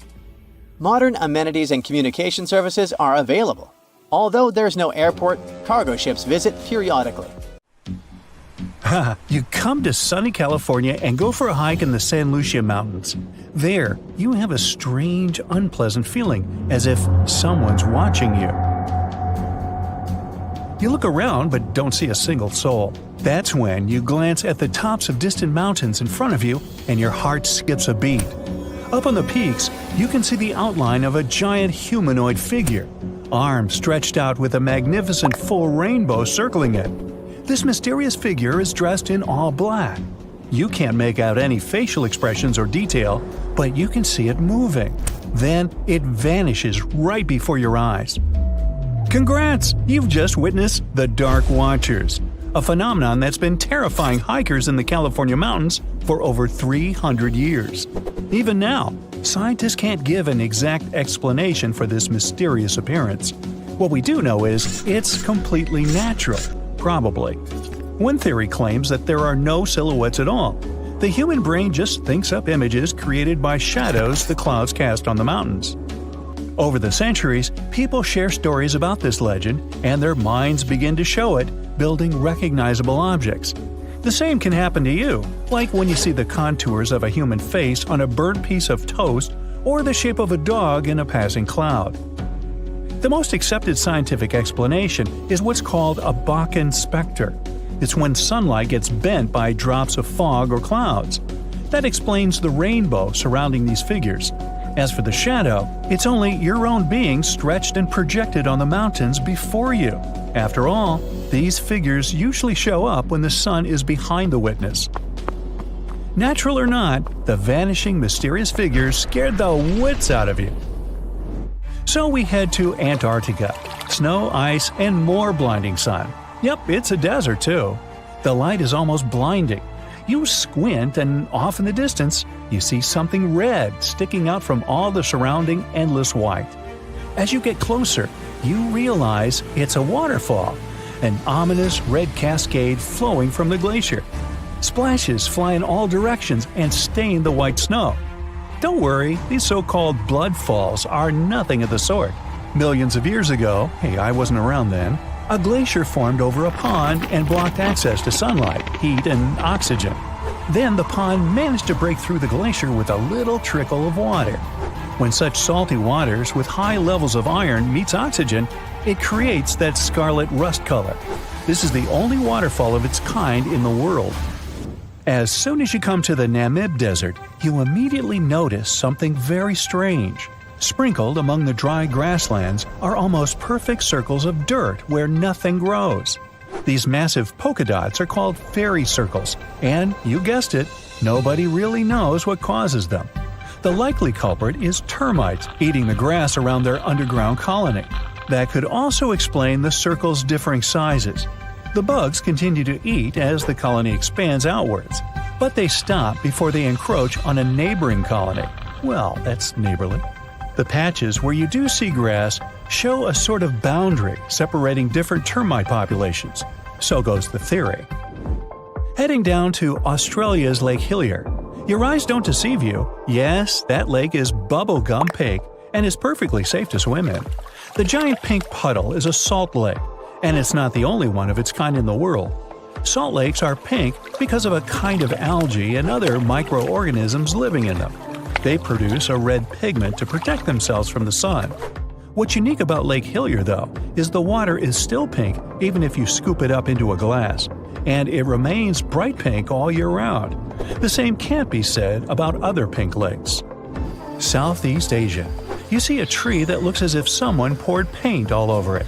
But the rainbow eucalyptus was painted by nature. Its unusual bark changes colors over time, like a kaleidoscope. It starts off as a bright green shade, then red, orange, purple, and finally brown. Then the colorful cycle starts again. Blood rain looks more terrifying than any horror movie, but in reality, there's nothing strange or unnatural about this weather phenomenon. People have known about such scarlet-tinted rains since the times of ancient Rome. Sometimes, powerful winds lift red dust into the atmosphere and carry it far, far away, to another galaxy. In the end, this dust gets mixed with clouds, which colors the rain. By the way, dust from coal mines can make the rain black. Pollen is responsible for yellow rains, and some other kinds of dust can turn rainwater white. Back in 2009, people in Ishikawa, Japan saw a kind of rain no one's ever seen before. It was raining tadpoles. The first reason was that the wind that day was so strong, it lifted and carried all those tadpoles away in no time. The second possible reason was that big birds such as gulls just dropped them while they were flying to their nests. Some scientists believe these creatures were hauled off the ground by a waterspout and rained down later. By the way, that day people found not only tadpoles, but also frogs and fish instead of puddles. And yep, it can be raining worms too. Some people claim they've seen snake rains. Yikes! And instead of common raindrops, people have watched translucent jelly-like blobs falling down from the skies. Now, Australian spiders are notorious, and to frighten people, they've even learned how to rain. Spider rains are a pretty common thing in Australia because of ballooning. They climb up trees, then spin strands of silk, and that's why the wind can carry them away. Usually people don't notice it, but when it's wet, hundreds of spiders climb up to more desirable places. People say that when it rains or snows, it's possible to see spiders literally drift down on those webs as if they were balloons. If you ever travel to the Mekong River, you'll probably have a chance to see glowing balls rising up from the water and beelining straight into the air. The locals call these the Naga fireballs. Sizes may vary, so these reddish balls can be as tiny as a cherry and as large as a watermelon. During the night, you can see dozens and sometimes even thousands of fireballs. Scientists don't have any solid explanation why it happens, but it's probably flammable gas released by the marshy environment. Still, a local superstition claims it's all because of a giant serpent living in the Mekong. Now, shelf clouds look like something from a sci-fi movie. They form when warm and moist air gets caught in a thunderstorm updraft. These ominous clouds most often mean a storm is coming. Breathtaking rainbow clouds appear on top of cotton-like puffy clouds after thunderstorms. The puffy clouds are low-altitude ones. When the water vapor they contain condenses, the resulting droplets act like prisms. This forms multicolored caps over the clouds. Morning glory clouds are extremely rare. They look like massive tubes stretching across the sky. Most researchers agree that these clouds appear when an updraft squeezes through the cloud. This creates the signature rolling appearance. The cool air at the back of the cloud makes it sink downward. The best, but not the only place to see morning glory is Australia's Gulf of Carpentaria. If you decide to travel there to see these clouds, choose a period from late September or October to early November. Huge white lumps over your head are called mammatus clouds. They make you believe the sky is falling. Most clouds form when air rises in the atmosphere, but not mammatus ones. They appear when moist and cool air goes down and mixes with dry air. The result? Unique puffed rice clouds. By the way, if you spot this phenomenon, bad weather is just around the corner. Whoa, mama! If you get to the bottom of the Caribbean just off the coast of Cuba, you'll see circular columns, paved floors, symmetrical stone structures. That's what the Cuban underwater city looks like. Why was a large city abandoned? Lots of people believe the ruins once belonged to a long-forgotten civilization. But scientists have their doubts. They claim the lost city is nothing but a natural phenomenon that appeared about 5 million years ago. Such disc and donut structures often occur around the areas of the seafloor where natural gases break free. Those who have ever heard an annoying sound a kettle makes when the water is boiling can't imagine what the whistle sounds like. Even though this noise isn't as blood-curdling as some other unexplained sounds, it doesn't make the whistle any less mysterious. It's incredibly elusive. In 1997, only one underwater microphone was able to pick it up. At that time, researchers didn't manage to pinpoint the source of the noise. The most likely cause of the unusual sound is the eruption of one of the submarine volcanoes. But once again, there's not enough proof to make sure. Tunnels, metro, underground systems, and even secret passageways to the houses of the rich and famous. Why else do we need tunnels, you may wonder? To hide. Many cities have underground tunnels and even underground doppelgangers. Now let's make it clear. Those passages are normally not connected, contrary to the popular rumor claiming that it was possible to get from Scotland to Turkey using underground passageways built around 5,000 years ago. I mean, it sounds insane even today. Imagine building it back in the day. These tunnels have an official name, the Erdstall Tunnels, and they were most likely built in the Middle Ages. However, we still don't have the exact information about the date. The highest concentration of those tunnels are in Bavaria, Germany, but there are many of them in Great Britain and France too. Erdstall tunnels, a unique type of earthen passage found globally, are characterized by their narrow, oval-shaped corridors and tight choke points, known as schlups, or slip-outs. Despite speculation, their purpose remains a mystery. However, some of those tunnels have fireplaces and even vents, which might mean those were used primarily for shelter. Dating back to the Middle Ages, possibly as early as the 12th century, Erdstall tunnels lack archaeological signs and historical records, so it's not a surprise that there are many rumors about their use. Some scientists are sure those were storage spaces, though their narrowness makes this impractical. Another idea is that they provided hiding spots for farmers during tribal raids. However, their single entry point raises doubts about their effectiveness in evading threats. Now, if you're feeling like Indiana Jones and want to venture into those tunnels, you're in luck. A few structures, like the Erdstall Radkobluken in Austria, welcome visitors to explore these enigmatic structures. Most of them are closed to the public eye, though. The origins of Erdstall tunnels remain largely unknown, just like their real functions. And if you think, hey, it's the 21st century here, we can study pretty much everything, well, you're wrong. What makes these tunnels hard to study are the tight confines.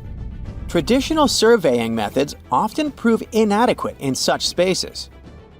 To solve this problem, scientists use a handheld device that integrates an RGB camera, a gyroscope, and high-resolution depth sensors, allowing them to capture intricate details of the tunnels. They also use modern techniques like 3D surveying in hopes of uncovering the true origins and purposes of those tunnels. One hypothesis even suggests they may have been poorly conceived dwellings, abandoned when their inadequacies became apparent. Still, not everyone quite agrees with this idea. Other theories suggest they served spiritual purposes, while the most intriguing idea speculates that those tunnels may be remnants of extraterrestrial civilizations. Experts believe they may have been used for practical matters, such as granaries or hiding spots from looters. As we don't have exact info on who built it and when, it may be pretty much anyone, even a sloth. Nope, I'm not a lunatic. Sloths can build giant tunnels. Check this out. In 2009, a farmer in southern Brazil was driving his tractor through a cornfield when it suddenly sank into the ground. He quickly discovered he had broken through the top of an underground tunnel. When researchers came to investigate, they found a tunnel around 6.5 feet high and the same 6.5 feet wide, extending about 50 feet long right beneath the farmer's house. When they looked closer, they instantly saw deep claw marks on the walls. That was the proof the tunnel wasn't human-made. So that thing the farmer uncovered was a megafauna paleoburrow, a prehistoric tunnel dug by ancient creatures like giant ground sloths or giant armadillos from over 10,000 years ago. I know, it's hard to imagine those beasts, but let me help you. Take a hamster. Now, increase it to the size of an elephant. Don't forget, this 13-foot-tall hamster could also walk on two legs. During their time, around 15 million to 10,000 years ago, many species of sloths and giant armadillos roamed the Americas, some even digging similar tunnels. Today, many of these tunnels are filled with sediment, though some remain clear, similar to the one the farmer discovered. This 2009 find sparked significant interest, leading to the discovery of over 1,500 paleoburrows across southern Brazil, making it the era with the highest concentration of such sites worldwide. But no one knows exactly why there are so many of them in southern Brazil. While some paleoburrows exist throughout South America, none have been found in North America, which is weird since those huge sloths roamed the entire continent. The exact purpose of these large tunnels remains a mystery, but scientists believe they may have served as nursing spaces, temperature regulation, or hibernation areas. Tunnels likely developed over centuries as successive generations of sloths and armadillos expanded them. Now, let's take a look at fugus. No, not the Japanese fatal delicacy, and no, not a town in New Guinea. To see them, we gotta travel to the UK. So fugus are underground structures too, but they don't look exactly like tunnels. They are dry stone structures. They look as if a cave had been decorated with stones from the inside. There are only around 15 of them found so far, and most of them are located in Cornwall. According to the estimates, those tunnels were built about 2,400 years ago, and they're still in pristine condition, which is truly fascinating.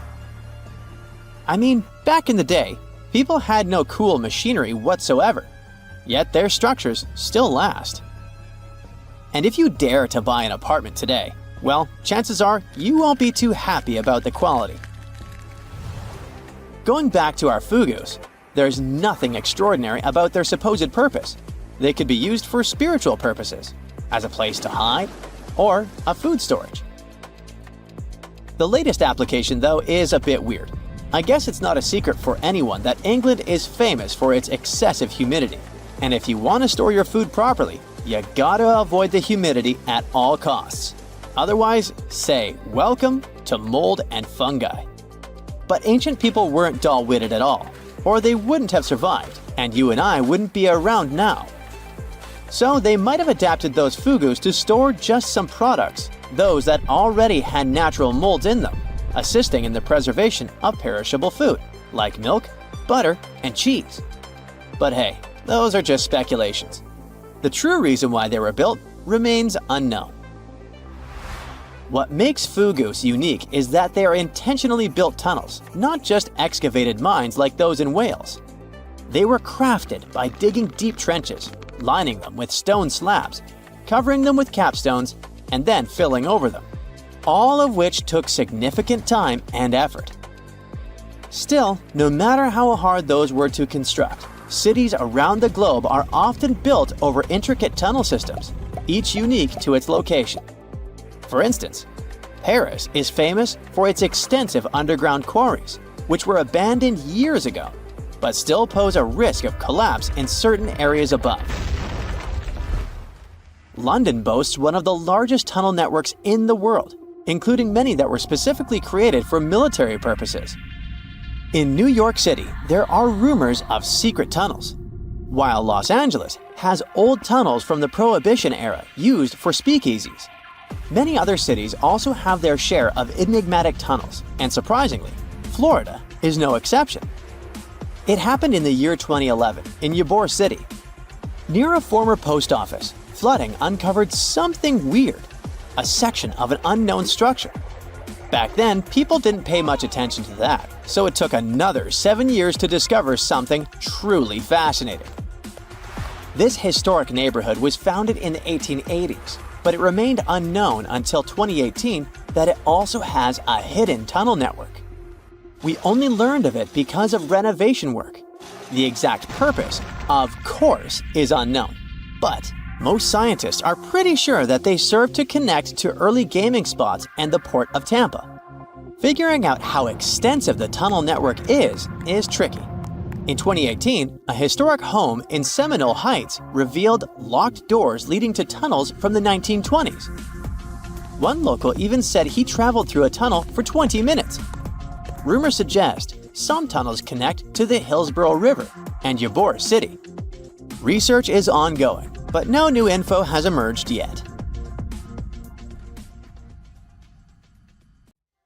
You rub your eyes, trying to make sense of everything.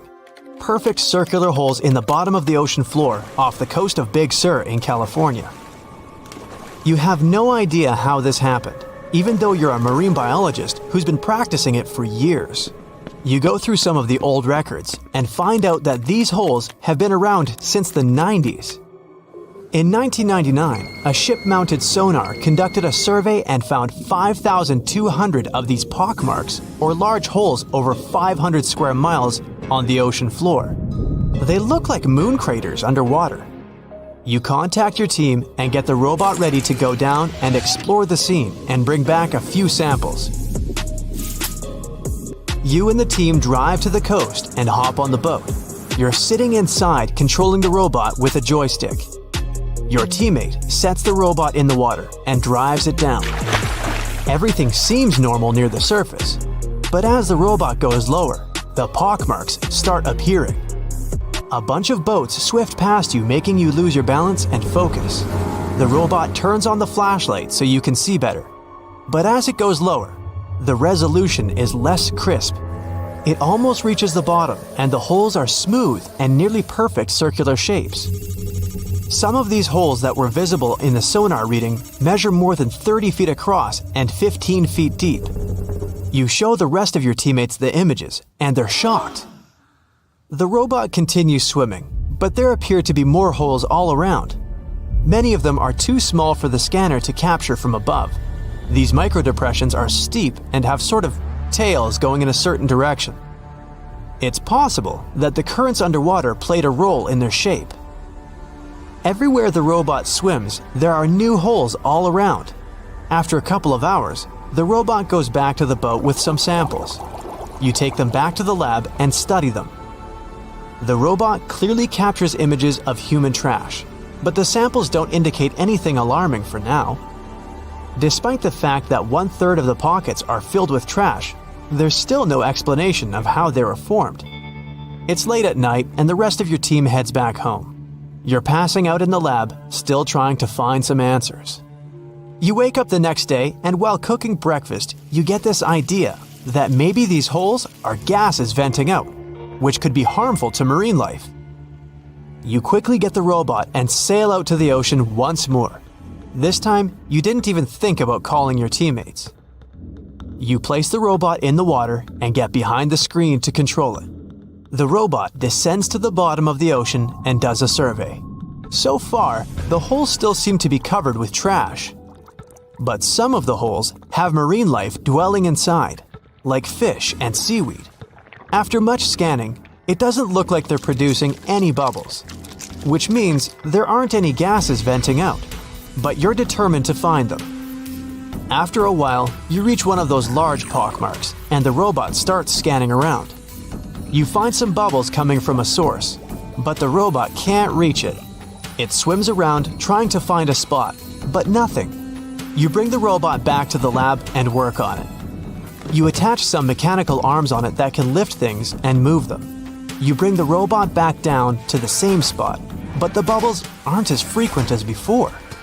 You use the arms to move some of the trash and find out that the bubbles are being produced by a group of crabs chilling next to a pile of plastic. Bingo! The bad news is, you still don't have a clue why the microdepressions and pockmarks exist.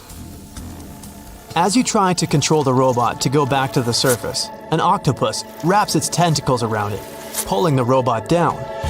You struggle with the controls and push it to maximum power, but the suctions of the octopus are too strong to break off. It's a game of tug-of-war with the octopus and your robot. It takes the robot under a pile of trash, thinking it's lunch. But you use the arms to maneuver the robot out and swim back to the surface. You go back to the lab even more confused. The robot has collected more samples for you to study. Your eye is glued to your microscope, trying to figure out what's going on, but nothing. You decide to do a carbon dating test to determine how old these holes are. After a while, you check out the results and are even more stunned than before. They show that the holes are around 400,000 years old, so it's likely that human trash wasn't the cause for all this. You pull many all-nighters trying to figure out the truth. You gather your team once more and hold a small press conference about this. You claim that this may be something we should be extremely worried about, but you still can't tell them more than what you know. With all the brain work put together, you find out that the large pockmarks haven't changed or been active for more than 50,000 years. The newer holes were most likely created by human trash settling in the bottom of the ocean floor. The marine life gathered some of this trash like plastics and discarded fishing gear and created homes for themselves. This is why around 4,500 of the holes are newer and have trash in them. But it still doesn't answer why the holes appeared in the first place. You're back to square one. The only way to see what's really going on is to clear up the trash from underwater and study them. The story makes headlines in the local community and catches the attention of a cleanup crew. You organize a trip to the ocean and begin the extraction of all the trash. Many cleanup boats arrive and everyone drops down a net to collect the trash. You send down the robot once more to make sure the nets are hitting the right spot. As most of the trash is being collected, many marine life animals scramble and try to find a way to escape. Everyone makes sure not to hurt them. After a couple of weeks, all the holes are cleared up from the trash. You do another sonar scan from the surface and can see the holes clearer than before. But you still don't have an answer for this. You do some more research trying to see if any other holes appeared around the world. On the other side of the country is a mysterious blue hole off of Florida's Gulf Coast. You catch the nearest flight to Florida and make an appointment with the scientists in charge of the expedition. Blue holes are underwater sinkholes that open below the seabed. Just like on the surface, the underwater world also has sinkholes. This one is called the Green Banana and is 150 feet below. And the hole is 435 feet deep. You dive with some special gear with the rest of the team to a barren ocean floor, and the hole is right there in front of you, looking like an oasis in the desert. You and the rest of the scientists are surprised by the diverse marine life dwelling within. Some sea turtles swim past you, and even sharks. These ones don't harm humans. Halfway through, you reach a narrow path, which makes it difficult for humans to pass through. But everyone is careful. There are corals, sponges, mollusks around the corner. You collect some samples and go back to the lab. Blue holes in general are richer in nutrients than barren lands and host plenty of unique marine life. They're quite common and don't pose any sort of threat to anyone. After making the connections, you don't think the holes off the coast of California have anything to do with blue holes. The mystery goes on. The strongest earthquake ever to strike east of the Mississippi River that happened over 200 years ago was never over, according to some scientists. Most earthquakes last seconds to minutes, and the official record breaker so far is a silent one in Sumatra that was going on for 32 years. This slow slip event triggered a massive quake and a tsunami. So if it's true that the new Madrid earthquake is still sending aftershocks, we'll have a new top name for this sad list. The earthquake started in December of 1811 with a powerful quake in a sparsely populated part of northeast Arkansas. They felt the shaking almost 1,000 miles away in the White House, and the tower bells were ringing in Boston, even further away. It even made the mighty Mississippi flow backward for a few minutes over new waterfalls formed by shifted ground. The town of New Madrid, Missouri, completely disappeared in the disaster. The Earth wouldn't stay still until the end of January the following year, when things got serious again. A massive quake hit, this time near the junction of the Ohio and Mississippi rivers, right in the Missouri boot heel. Geologists believe it was a rupture on the New Madrid Fault, putting even more strain on the nearby Reelfoot Fault. Just when people thought it couldn't get worse, another 2 weeks of trembling passed, and the Reelfoot Fault snapped deep beneath New Madrid. Down in Tennessee, about 15 miles south of New Madrid, the ground uplift created Reelfoot Lake. Steamboats were chugging along the river, with thousands of trees floating and acres of woods torn apart by the quake. In St. Louis, Missouri, which is 160 miles away, buildings were badly damaged, and chimneys fell in Cincinnati, Ohio, 400 miles away. People all the way in Montreal, Canada, over 1,000 miles away, felt the earthshake. Seismologists have registered about 200 small earthquakes in the New Madrid seismic zone every year since 1974. Some researchers believe that up to 30% of those were aftershocks from those big quakes back in 1811 and 1812. In parts of the U.S. where there's not much tectonic action going on, these aftershocks could keep rumbling for years, maybe even centuries, after the big ones hit. Aftershocks are the Earth's way of releasing all that built-up stress from the main quake. When the ground shakes from the first earthquake, it puts a lot of pressure on the rocks nearby. And when those rocks can't take it anymore, they crack, causing even more shaking. That's the aftershock. And they can be pretty intense, especially right after the main quake, but weaken over time.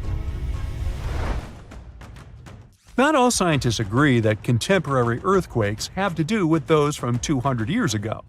We mostly associate faults with those lines where Earth's plates meet. But there's a whole network of those right under the center of the North American plate. They're like relics from 750 million years ago, when North America was part of a supercontinent called Rodinia. When Rodinia started to break up, it left behind these rifts, weak spots in the Earth's crust that run deep beneath the modern Midwest. It could explain the earthquake action.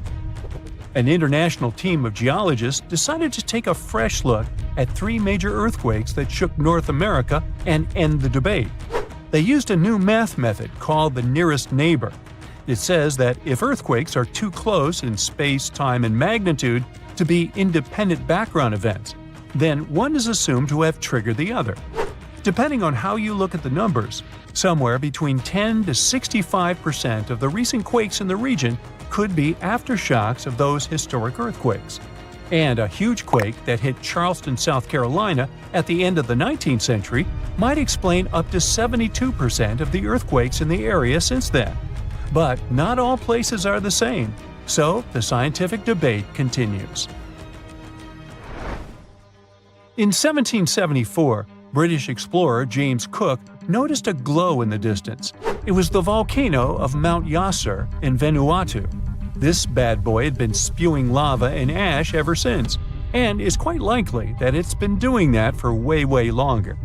The volcano has been sitting at alert level since October 2016, which means things are really unsettled around there. They've even marked off a 2,000-foot radius around the crater to keep people safe. There have been low to moderate outbursts, shooting out ash, gas, and steam, and some bigger blasts throwing stuff outside the crater. Satellite images have picked up on some hotspots of sulfur dioxide plumes, showing that Yasur is still cooking up a big storm down there. Stromboli, one of the volcanic islands near Sicily, officially has the Guinness World Record as the longest continuously erupting volcano. It has been putting on a fiery show for over 2,400 years straight. Ancient sailors nicknamed it the Lighthouse of the Mediterranean. Most of the time, Stromboli's just spitting out spatter, but every now and then it throws in some lava flows or shoots up some moderately high fountains. Sometimes you might even catch a glimpse of steam-driven outbursts. Over 200 million years ago, the world went through a major makeover, with not one, not two, but 4 massive volcanic eruptions changing the game. It all happened in Rensselaer, a large chunk of island that used to be a supermassive volcano stretching across what's now British Columbia and Alaska. This volcanic activity might have helped dinosaurs grow from cat-sized critters into giants we saw in Jurassic Park. It kicked off a 2-million-year rainy season. It made the whole world hot and humid, and the dinos just loved it. Researchers dug deep into sediment layers beneath an ancient lake in China to uncover these secrets. They found traces of volcanic ash and mercury, clear signs of those epic eruptions. There were carbon signatures showing huge spikes in carbon dioxide levels, making the atmosphere toasty and the rain pouring down. It all happened in 4 separate pulses, each triggered by those monstrous volcanic blasts. There's a spot in a national park not too far away from Sydney, Australia, where a fire has been raging deep underground for at least 6,000 years. They call it Burning Mountain, and it's a coal seam fire, burning its way through a layer of coal beneath the Earth's surface. Once these underground fires start, they're pretty much impossible to put out. This ball of fire is up to 30 feet wide and extremely hot, but there's no flame, it's smoldering. The fire has been creeping along at a pace of about 3 feet per year. A local farmer first spotted it in the 19th century and thought it was a volcano. The people who have lived here for ages believe this place is sacred. They've used it for cooking and crafting tools, and tell that it started from a widow's tears or the torch of a hero. But experts think it could have been a lightning strike or coal heating up like a summer barbecue from the interaction with oxygen. Some say it might have been burning since before the dinosaurs roamed the Earth. No one knows exactly how long this mountain will burn or in what direction it'll move. Right now, the coal has enough oxygen to burn for centuries or even millennia without human intervention. The fire is heating up the mountain like a giant oven, making it crack and crumble, inviting in more oxygen to feed on. Even if humans decide to take action, these coal seam fires need truckloads of water and liquid nitrogen to tame them. Several years ago, explorers noticed that the smolder was creeping close to a cliff overlooking a little river. And depending on what the coal seam decides to do next, we could see some dramatic changes here in the coming decades. There could be flames with much more heat, or the coal seam could go deep, extinguish itself, and smolder out. So, you might have heard that Yellowstone National Park is sitting on top of a giant supervolcano. That's a reason why the area can boast powerful geysers and hot springs. But it also means that underneath Yellowstone, there is an enormous magma chamber. In 2015, researchers from the University of Utah found out that this chamber was much bigger than everyone had previously thought. They even found one more reservoir with magma under the top one. Apparently, the more spacious the chambers are, the more magma they contain. Together, the 2 reservoirs store a glob of magma that could easily fill the Grand Canyon not once, but 11 times. But you know the most worrying thing about the magma chambers? They tend to push against the ground above them. As a result, the land in Yellowstone rises about 1 to 2 inches a year. On top of that, Yellowstone has the status of an active volcano, and its volcanic explosivity index, yes, there is one, is 8 out of 8. Such a high number means that if this volcano erupted, it would be an apocalyptic event. To put it into perspective, the eruption of Pinatubo in the Philippines in 1991, which is considered the most powerful in living memory, was given a mere 6 on the volcanic explosivity index. Ha, loser. Now, let's figure out if there's anything to worry about. In March 2023, the University of Utah seismograph stations recorded 354 earthquakes in the entire region of Yellowstone National Park. Sounds like a lot. But keep in mind that the most impressive event of the month was a mini earthquake of magnitude 3.7. It was part of a swarm of 106 earthquakes that began on March 29th and continued until the end of the month. Yep, earthquakes apparently also come in swarms, so be aware. Experts say that Yellowstone's seismic activity is, well, kind of more active than usual, but it's really nothing serious. A geophysicist working at Yellowstone Volcano Observatory called Michael Pollan claims that the volcano won't erupt anytime soon. For this to happen, there must be enough magma ready to erupt beneath the surface. Whew. There should also be enough pressure to cause this magma to rise. But neither of these conditions exist today. According to the expert, Yellowstone is stable now. At the same time, Pollan and his team are keeping track of all kinds of underground activity, looking for warning signs of possible eruptions. Some of them can be the frequency of earthquakes and ground deformation. Thousands of mini earthquakes, coupled with extreme changes in the surface of the ground in that area, can be alarming. The team also monitors the temperature of the park's thermal features. That's another noteworthy sign of a potential disaster. Park-wide changes in geyser activity, as well as gas and thermal emissions. So, despite the media claims that Yellowstone is due to erupt soon because the last eruption happened 70,000 years ago, that's not how volcanoes work. Experts say that it's one of the most popular misconceptions about volcanoes. They don't follow timelines.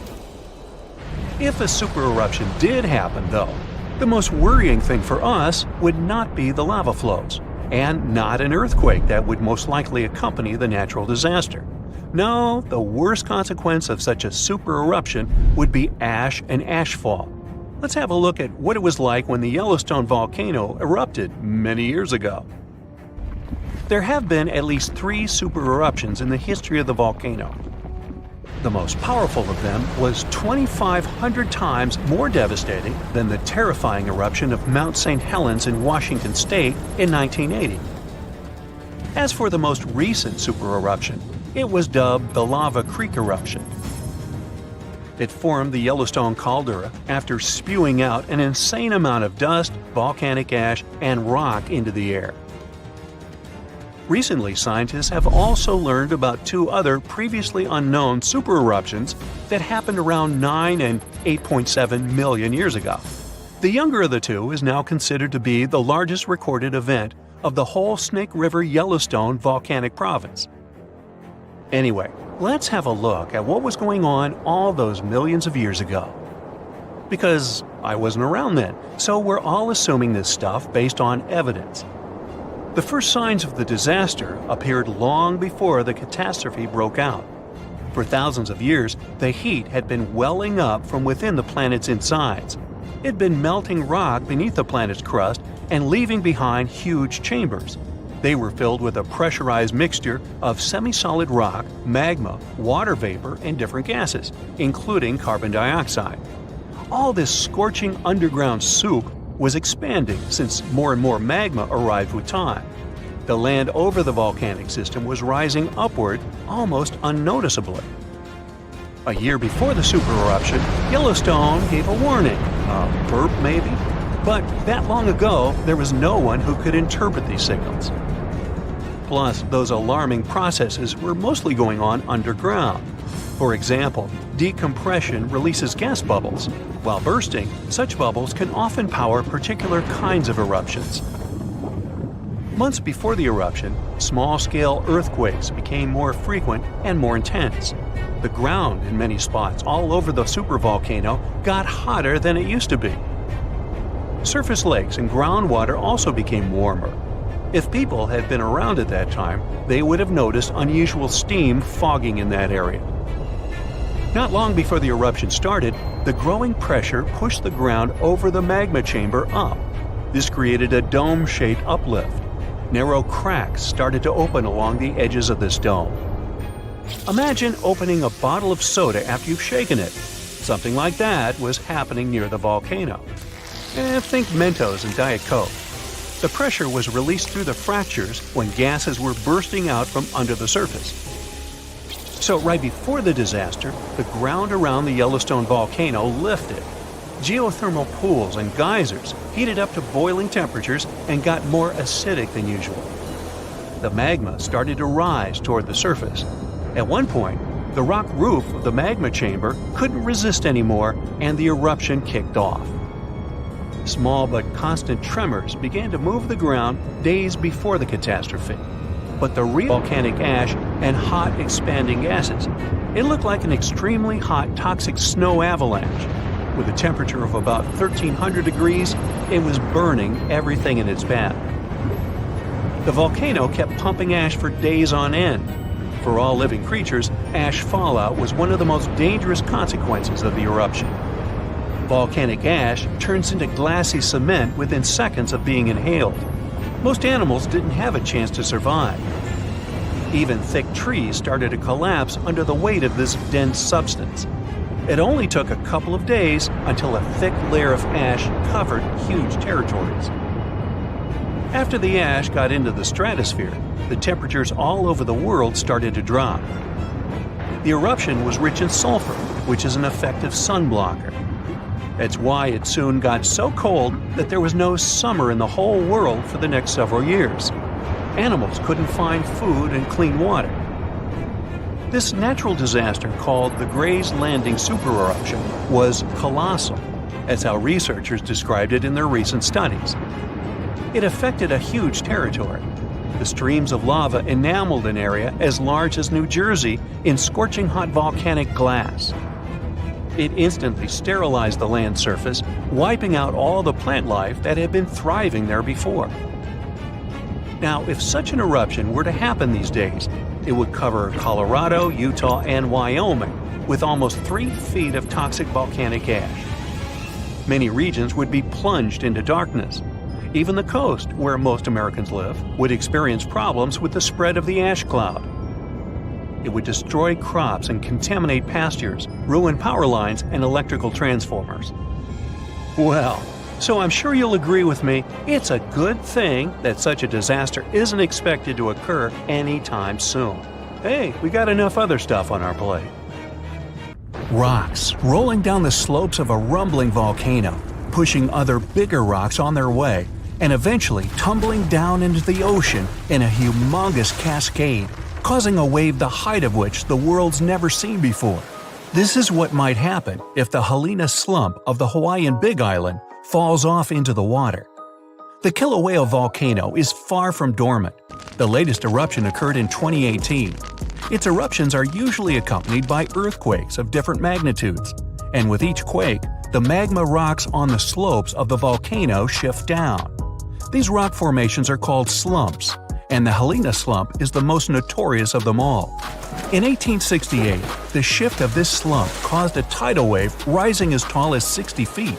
But what's most troubling is that some 110,000 years ago, a landslide here led to one of the most powerful earthquakes ever, which in turn led to a mega-tsunami of over 1,000 feet in height. Scientists are worried that such an event may repeat in the future. If that happens, the wave might engulf the whole of Hawaii and easily reach both North and South American coasts. Geologists are quick to reassure, though, that a landslide like this is unlikely to occur anytime soon. It's just too early for that. But when it finally does, the consequences will be catastrophic. Have a nice day! Yellowstone National Park in the western USA is world famous for its dazzling views, and especially the colorful Grand Prismatic Spring at its very heart. But we should all stay aware that Yellowstone is, first and foremost, an enormous caldera, basically a slumbering supervolcano. The difference between a regular volcano, like Kilauea from earlier, and a supervolcano is that the latter is thousands of times more powerful. Imagine an eruption spewing tons of huge rock and rivers of hot lava, pumping out clouds of ash that make countries stop air travel for weeks. And now multiply all of this by 1,000. This is what a Yellowstone eruption would look like. At first, a huge area in the middle of the national park would shake, crumble, and then blast upwards in a megaton explosion. Lava flows and magma rocks would cover the area of about 40 square miles, roughly half of Washington, D.C. But the greatest danger is the volcanic ash. The ashen plume would rise miles above and get carried by the wind in every direction. Since the eruption would be far from ordinary, the spread and damage would also be much greater than usual. The ash is thick and heavy, so it would cover a vast area in a blanket, destroying crops and even buildings. Worse still, it would spread in the air and block out the sun, leading to a drastic drop in temperature and an artificial winter. Even regular volcanoes can lower temperatures worldwide by a few degrees. A supervolcano may potentially cause a new ice age. Luckily, the chances of Yellowstone supervolcano erupting in the near future, or at all, are extremely low. There have been only 3 of those in the history of Earth, and there's no evidence such a disaster should repeat. Scientists estimate the probability at 0.00014%, which is lower than the chances of an asteroid wiping us all out. Speaking of which, if dinosaurs could talk, and were at least still alive for that matter, they'd tell you that asteroid threat is as real as it gets. Scientists at NASA say they've tracked 90% of all near-Earth asteroids of significant size, and none of them are a matter of any concern. But there are still the other 10% in the great unknown. What's more, asteroids can change their line of flight because of the pull of other celestial bodies and eventually turn our way. Lucky us. Now, if an asteroid big enough, like a mile across, hits the Earth, it will first cause an explosion powerful enough to erase a dozen big cities in a matter of seconds. Then the impact will raise a cloud of dust and debris that will block out the sun, just like the ash cloud from a volcano, and cause a centuries-long winter on the whole planet. But even if it falls into the ocean, which is more likely, a resulting wave will rise several miles high, washing coastal cities off the face of the planet. But at least there won't be a new ice age. Although scientists are pretty sure there's no such threat in the near future, it can't be ruled out completely, and humanity needs at least 5 years to prepare for this event. If a big near-Earth asteroid suddenly changes its course and turns right toward our planet, we won't stand a chance against it. Disaster movie, anyone? A much more probable calamity, though, rests right beneath our feet. It's the San Andreas Fault in California. The fault has been ready for rupture for years now, and scientists estimate that an earthquake along this line is likely to occur in the next 3 decades. And when it happens, it won't be nice. They expect a magnitude of 8.0, which is comparable to some of the most devastating quakes in history. It's all the more dangerous since California is home to some of the most populated cities in the western U.S., including Los Angeles and San Francisco. High-rise buildings are common there, and they're particularly vulnerable against underground shakes. The San Andreas earthquake might cause a whole lot of damage both to cities and countryside. In the worst-case scenario, the ground might break apart, destroying buildings, farms, and changing the landscape altogether. Still, scientists believe that the probability of such a quake is only 7% for the next 30 years. So there's a rather big chance, 93%, that we'll never see that in our lifetime. Yet, there's another earthquake hazard not so far away from the previous one: the megathrust in Chile. The country sits right above the subduction zone, an area where 2 tectonic plates meet and go one beneath the other. At the place of their meeting, stress is accumulated because of their continuous movement, and once that strain is too much, a major earthquake occurs. Chile has experienced a lot of quakes in the recent years, and scientists are worried those might be preparing the area for a really big one. They believe a great earthquake is due to happen before the end of the century, and it might be devastating to the coastal area. Even smaller quakes cause tsunamis that flooded the west coast, and a huge one like that is likely to raise a wave of incredible height. On the bright side, Chile now knows to prepare in advance for the coming natural disasters, and geologists are pretty sure people will be able to evacuate before the earthquake strikes. In September of 1859, astronomer Richard Carrington was looking at the sun and suddenly saw a bright flare on its surface. He made a note of it in his records, but only realized how important it was a couple of days later.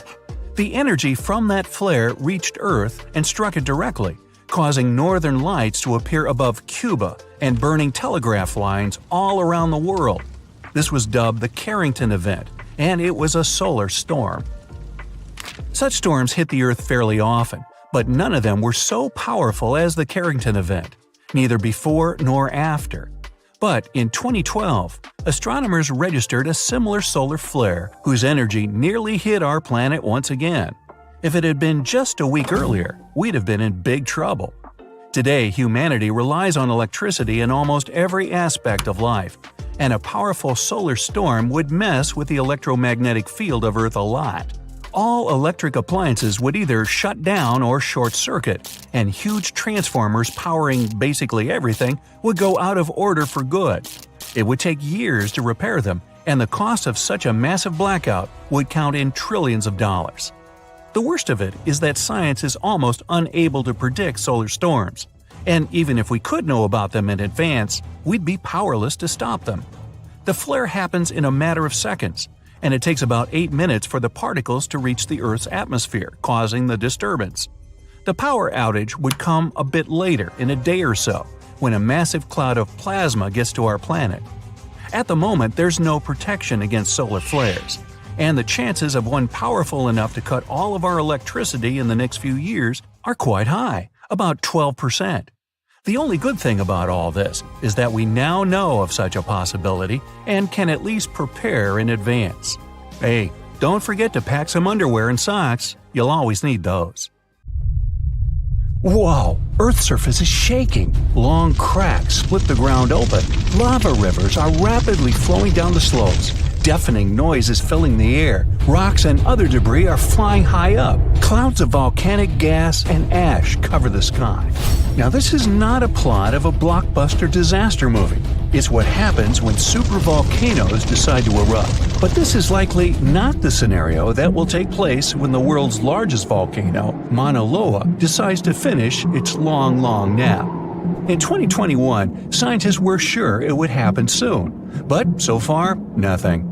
The volcano's seismicity keeps increasing and then going back to normal, but you never know when this giant will finally come back to life.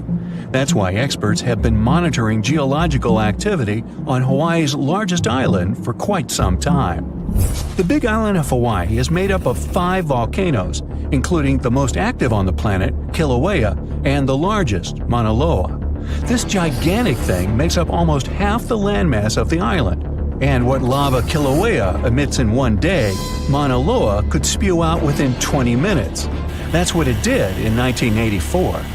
While Mauna Loa's smaller sibling has been throwing tantrums for a while, the giant has been slumbering ever since its last eruption. But very recently, the Hawaii Volcano Observatory has recorded more than 200 mini-earthquakes below Mauna Loa. It likely means an increased flow of magma down there. Good morning! The volcano might be waking up. Or not. If Mauna Loa did suddenly erupt, lava flows could reach the ocean and the most populated and touristy places, like Captain Cook, very quickly, in a matter of hours. In 1984, the last time the volcano erupted, lava got as far as the outskirts of Hilo on the other side of the island. That's where a campus of the University of Hawaii is found. Luckily, people had a few weeks' warning to get ready for the disaster. These days, locals have special go bags ready with the most important stuff, including documents and money. Such precautions can come in handy in case of an emergency evacuation. Even though most Mauna Loa eruptions have so far only affected the summit area, several of them sent lava all the way down to the ocean.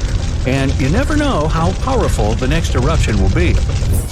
Now, what is the highest mountain on Earth? Mount Everest, you say? Well, it depends. From seafloor to the summit, Mauna Loa is 1,000 feet taller than the famous Himalayan peak. The volcano is so big, it makes the Pacific plate it's sitting on literally slump under its weight. Scientists say that when this monster of a volcano erupts, the volume of lava coming out per unit will be life-threatening. Over its recorded history, Mauna Loa has been erupting regularly, almost every 6 years. And even though the last eruption of the volcano occurred about 40 years ago, scientists are certain it'll happen again. Now, remember the scene I showed you at the beginning? Well, you can relax. It's not likely to happen with Mauna Loa. The thing is, big island volcanoes, including Mauna Loa, aren't very volatile. That's because they're shield volcanoes. These volcanoes got such a name because they aren't really very high and resemble a warrior's shield placed flat on the ground. Shield volcanoes get formed by very fluid lava. It travels farther and forms much thinner flows than lava erupted from a stratovolcano, which is conically shaped and tall, like the infamous Krakatoa in Indonesia. So if, or should I say when, Mauna Loa erupts, there probably won't be ash clouds and tons of debris. The most dangerous thing will be lava. Since Mauna Loa is a shield volcano, its lava is extremely fluid and voluminous, which allows it to flow far and fast. Using theoretical vent maps, experts from the Hawaii Volcano Observatory have made charts of possible lava flows. They're kind of worried about earthquakes clustering at high rates. It likely means that lava is on the move under the surface. 500 to 600 earthquakes per day are a serious reason to be on high alert. On the other hand, it doesn't necessarily mean a disaster or inevitable eruption. Around a decade ago, several earthquakes that happened at the same time signaled that something was happening under Mauna Loa. But an eruption didn't occur. Instead, half the volcano shifted a bit to the south. This way, it probably gave more room to magma so that it had enough space to stay beneath the surface. Now, let's get back to the catastrophic eruption we saw at the beginning of the video. That's what often happens when a supervolcano erupts. Those are volcanoes that have at least once had an eruption with a volcanic explosivity index of 8, which is the largest recorded number on the index. Supervolcanoes are often extremely large, with no cone at all. That's because they're typically the remains of gigantic magma chambers that once flared up, leaving behind a caldera. They're usually found over hot spots. Supervolcanoes can produce super eruptions, and when they do, they blow more than 240 cubic miles of ash, molten rock, and hot gases up into the air. In other words, 4 super eruptions could fill the Grand Canyon to the brim. Supervolcanoes get formed when gigantic volumes of scorching hot magma are trying to escape from deep underground. This magma rises close to the surface but can't break through Earth's crust. That's why a huge pressurized pool of bubbling magma gathers at a depth of only several miles. The pressure keeps growing because more magma is trying to get to the surface until, bam, a super eruption occurs. The most recent super eruption happened in New Zealand.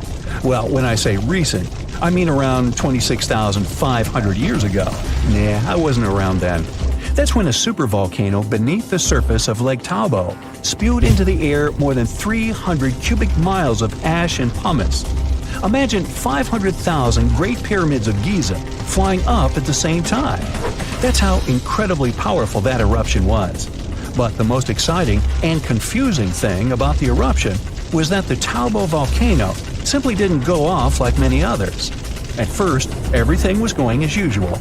More than 200 square miles of magma had built up under the surface, and the pressure was getting higher and higher.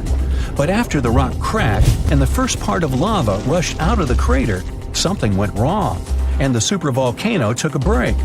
Only several months later, the disastrous eruption shook the ground, and thousands of tons of lava, rocks, and ash flew high into the atmosphere. But the age of supervolcanoes isn't over. The most infamous of them all is probably the one in Yellowstone National Park. This giant handles at least 3 mega-powerful eruptions, and who knows how many smaller ones. If this monster erupted anywhere as strongly as it did 2.1 million years ago, it would spit out more than 588 cubic miles of red-hot material. You can probably picture it more vividly if I tell you that this volume is comparable to 65 million Capitol rotundas in Washington, D.C. piled together. Wow. Anyway, scientists are sure that Yellowstone doesn't present any danger these days. For an eruption to happen, magma inside must be at least 50% molten. With the Yellowstone caldera, this number is just 5 to 15%. But of course, Yellowstone isn't the only supervolcano on our planet. There's also New Zealand's Tabo you already know about, Japan's Eri Caldera, California's Long Valley, Indonesia's Toba. Any of them can one day produce a super eruption. There are also several so-called supervolcanoes that haven't lived up to this name yet because they've never produced anything like a super eruption. For example, in 1883, Indonesian volcano Krakatoa went off. The power of the eruption tore the volcano's walls open, and cold seawater rushed into its molten insides. The difference in temperature made the volcano blow up with a deafening boom. It was clearly heard 2,000 miles away in Australia. It earned the blast the title of the loudest sound in history. But even though the consequences of this event were truly catastrophic, it still turned out not powerful enough to be called a super eruption. These ominous rumbling sounds, the ground shaking under your feet. Wait a minute, that's my tummy. Or it might be Washington State's Mount Adams waking up. It's the largest volcano in the state by both area and volume, and it's recently started to show signs of life after staying silent for thousands of years. Scientists have noticed an alarming uptick in seismic activity around the mountain. And since the last eruption here happened between 3,800 and 7,600 years ago, humanity was still in the Stone Age at that time. This sudden chattiness has scientists, let's say, curious. The U.S. Geological Survey has hurriedly installed temporary seismic stations around Mount Adams to keep an eye on the situation. At the same time, they reassure the public there's no need to panic. Mount Adams doesn't reach the height of the better-known Mount Rainier, and still it covers a massive area, making it Washington's largest active volcano. Interestingly, records show that before September of this year, Mount Adams had experienced an average of just one small earthquake every 2 to 3 years since 1982. And then, the Cascades Volcano Observatory and the Pacific Northwest Seismic Network detected a staggering 6 earthquakes in just 1 month, September. These quakes were all rather tiny, with magnitudes ranging between 0.9 and 2 on the Richter scale. It means they were so weak you wouldn't feel them at the surface. Plus, satellite imagery confirmed there was no ground deformation in the area. Now, at the moment, the USGS keeps Mount Adams alert level at green or normal, so we shouldn't worry about the ground opening and swallowing towns and cities. But the most recent seismic blips have encouraged the agency to install additional equipment for more precise monitoring. Such an expanded network will help scientists notice even the smallest earthquakes, which will help them understand what's happening under Mount Adams. This extra equipment might also shed light on whether this recent activity is a signal of future eruptions or just a random anomaly. If Mount Adams eventually erupted, it would likely produce slow-moving lava flows rather than explosive eruptions like Mount St. Helens. After all, past eruptions have only led to lava flows that travel just a few miles from the volcano. So that's not what we'd need to worry about. A much more dangerous thing would be lahars. These are mud flows that can happen when volcanic ash, rock, and melted ice mix during eruptions. Lahars have occurred near Mount Adams without even eruptions. Rock, weakened by hydrothermal processes at the volcano's summit, suddenly broke loose, creating fast-moving, destructive mud flows. Exactly for this reason, the USGS categorizes Mount Adams as a high-threat volcano. While it doesn't erupt frequently, it still poses serious risks to nearby settlements. Another volcano we should carefully watch is Katla in Iceland. It's one of the country's most powerful and dangerous volcanoes. It last erupted over a century ago in 1918, but if it erupts again, it could be 10 times as powerful as another Icelandic volcano whose name I can't pronounce. See? That one erupted in 2010, completely disrupting air travel all over Europe. An eruption of Katla could release large amounts of sulfur dioxide, which could form sulfate aerosols in the atmosphere. Such aerosols reflect sunlight, which could even cause temporary global cooling. This phenomenon often followed catastrophic volcanic eruptions in the past. Although eruptions are common in Iceland, Katla's ash cloud would likely shoot higher into the sky and cover larger areas of Europe than that other one did. It would ground flights and negatively affect economies. If Katla erupted, it would also harm agriculture, water supplies, and air quality. In 2014, scientists noted that a large eruption could even cause a tsunami that might travel along Iceland's south coast and out to sea. But the potential impact of such a tsunami is still unclear. Katla tends to erupt on a regular schedule every 40 to 80 years, which means that another eruption is statistically very likely soon. That's why Katla remains under close scientific observation. The Canary Islands' Cumbre Vieja erupted recently in 2021, reminding people of its destructive potential. The lava flow from this eruption was devastating. It covered whole neighborhoods and flowed into the ocean, destroying more than 3,000 homes. Thousands of people had to be evacuated. But the craziest thing? Even though the damage was significant, scientists believe it could have been far worse. A massive eruption of Cumbre Vieja could have caused the volcano's entire western flank to collapse into the Atlantic Ocean, triggering a mega tsunami. This hypothetical tsunami could have potentially created waves hundreds or even thousands of feet high. They could have flooded coastlines around the Atlantic basin, including parts of the US and Europe. Luckily, recent studies claim that a collapse of that scale is unlikely. But even though the chance of a mega tsunami is low, scientists still think it's wise to prepare for possible eruptions because there's a chance of extensive damage. The lava flows that occur at this volcano tend to be extensive and dangerous to both human life and the infrastructure on the island. If you decide to travel to Ecuador, you should be wary of Cotopaxi, one of the most active volcanoes in this country. It's been rumbling with minor eruptions since 2022. While these eruptions have been relatively small, Cotopaxi has a great potential for a major eruption, and it has scientists on high alert.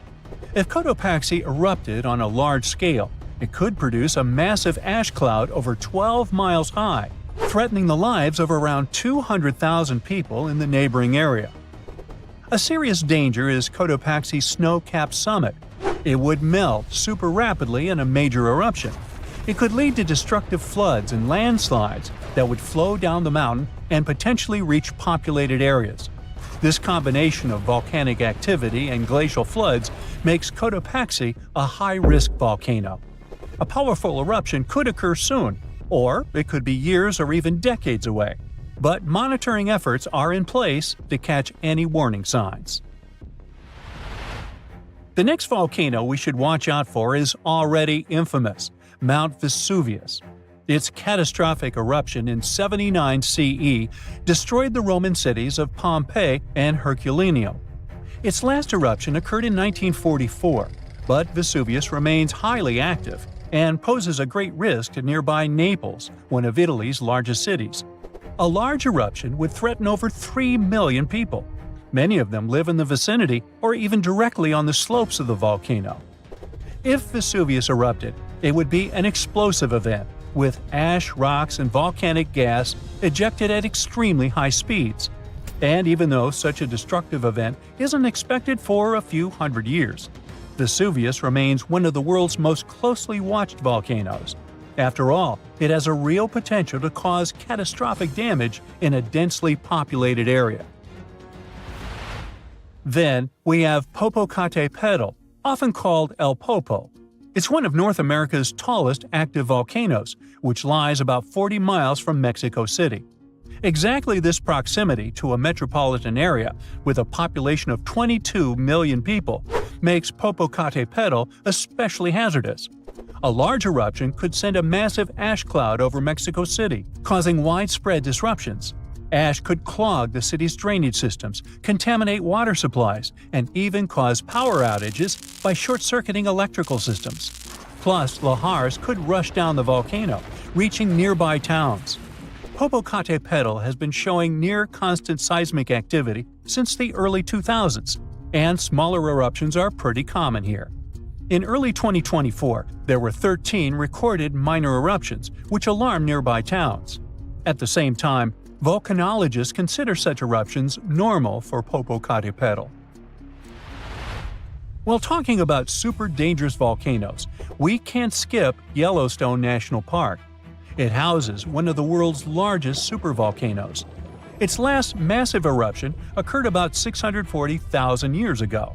But if this monster were to erupt today, the impact would be much more devastating for the entire planet. States closest to Yellowstone, including Montana, Idaho, and Wyoming, would be most affected, likely experiencing disastrous pyroclastic flows. These flows, which are made of a dangerous mix of lava, ash, and gases, can obliterate everything in their path. Large parts of the country would also be blanketed in volcanic ash, over 3 feet in some areas. On a global scale, an eruption at Yellowstone would send tons of ash and gases into the stratosphere, potentially blocking sunlight and causing global temperatures to drop for a few years. This would disrupt agriculture, collapse transportation systems, and create food shortages on a massive scale. Still, even though there's a popular myth that Yellowstone is overdue for an eruption, geologists clarify that this isn't true. Volcanoes don't follow precise timetables, and the activity at Yellowstone doesn't indicate an imminent eruption. So yeah, that's good news. Imagine standing in the middle of Europe 40,000 years ago. The landscape is rough, cold, and unforgiving. Fast food is scarce, and there's no internet. Suddenly, from out of the woods steps a figure, stocky, strong, and with a face that is quite unusual. This human looks similar to us, but something about them is different. Their brow is heavy, their nose is broad, and their body seems to be built to fight nature itself. Well, congrats! You've just met a Neanderthal. You might have thought that Neanderthals were basically ancient humans, but that's not really true. We come from the same genus called Homo, but we, all modern humans, belong to one same species called Homo sapiens. However, there used to be lots of human species before, and Homo neanderthalensis was just one of them. And they actually were kind of cooler than us. So what in the world has happened to them? Neanderthals lived for a long time, for about 360,000 years, across Europe and parts of Asia. 40,000 years ago, the place we now call southern Italy was sitting on top of a huge disaster, a massive supervolcano called Campi Flegrei. This big boy is huge, about 9 miles wide. That's about 10 to 20 minutes in a car to get across it all. But there were no cars then, remember? At the time, it was quiet for a while, but one day, suddenly, it blew in what became one of the biggest volcanic eruptions Europe had seen in 200,000 years. The catastrophe was so crazy that ash, gases, and debris altered the climate across the entire continent. What comes next is usually called a volcanic winter. Average temperatures drop, the sky gets darker, and life becomes even harsher than it already is. The eruption, known as the Campanian Ingumbrite, caused Europe to cool by as much as 7 degrees Fahrenheit. Doesn't sound like much?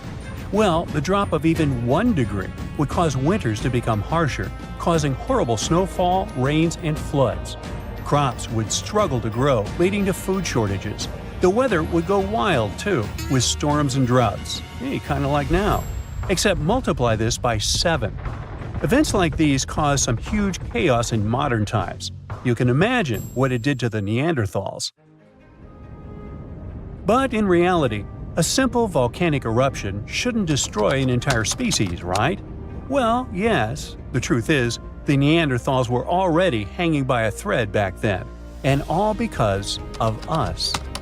They've been in a tough spot for a while. They lived in places that are now parts of Europe, Western Asia, and the Middle East. Modern humans, us Homo sapiens, entered Europe and were giving them some serious competition for food and shelter. Homo sapiens were sneaky dudes. better at finding food, easily adapting to different environments, and using more advanced tools. We were pushing Neanderthals out, trying to get the same resources. We literally made their extinction a slow and very unpleasant process. So, while the volcano definitely made things worse, it wasn't their only problem, and they didn't completely disappear after the eruption. Some of them hung on in isolated places, like Gibraltar, for another 12,000 years. That's because it's likely most of the severe cooling actually happened farther east, away from where the Neanderthals were trying to survive, and it didn't hit their homes as hard as we thought. In fact, the eruption may have even helped them, at least for a while. Some scientists say that the volcanic fallout might have slowed down modern humans' expansion into Neanderthal territory and gave the poor fellas a little more time to survive. So, the Campi Flegrei eruption was a nasty event, but it only delayed the inevitable.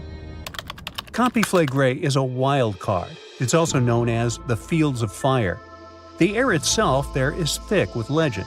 The Greeks and Romans believed this volcano was the gateway to the underworld. Even an ancient Roman poet, Virgil, mentioned this in his famous story, the Aeneid.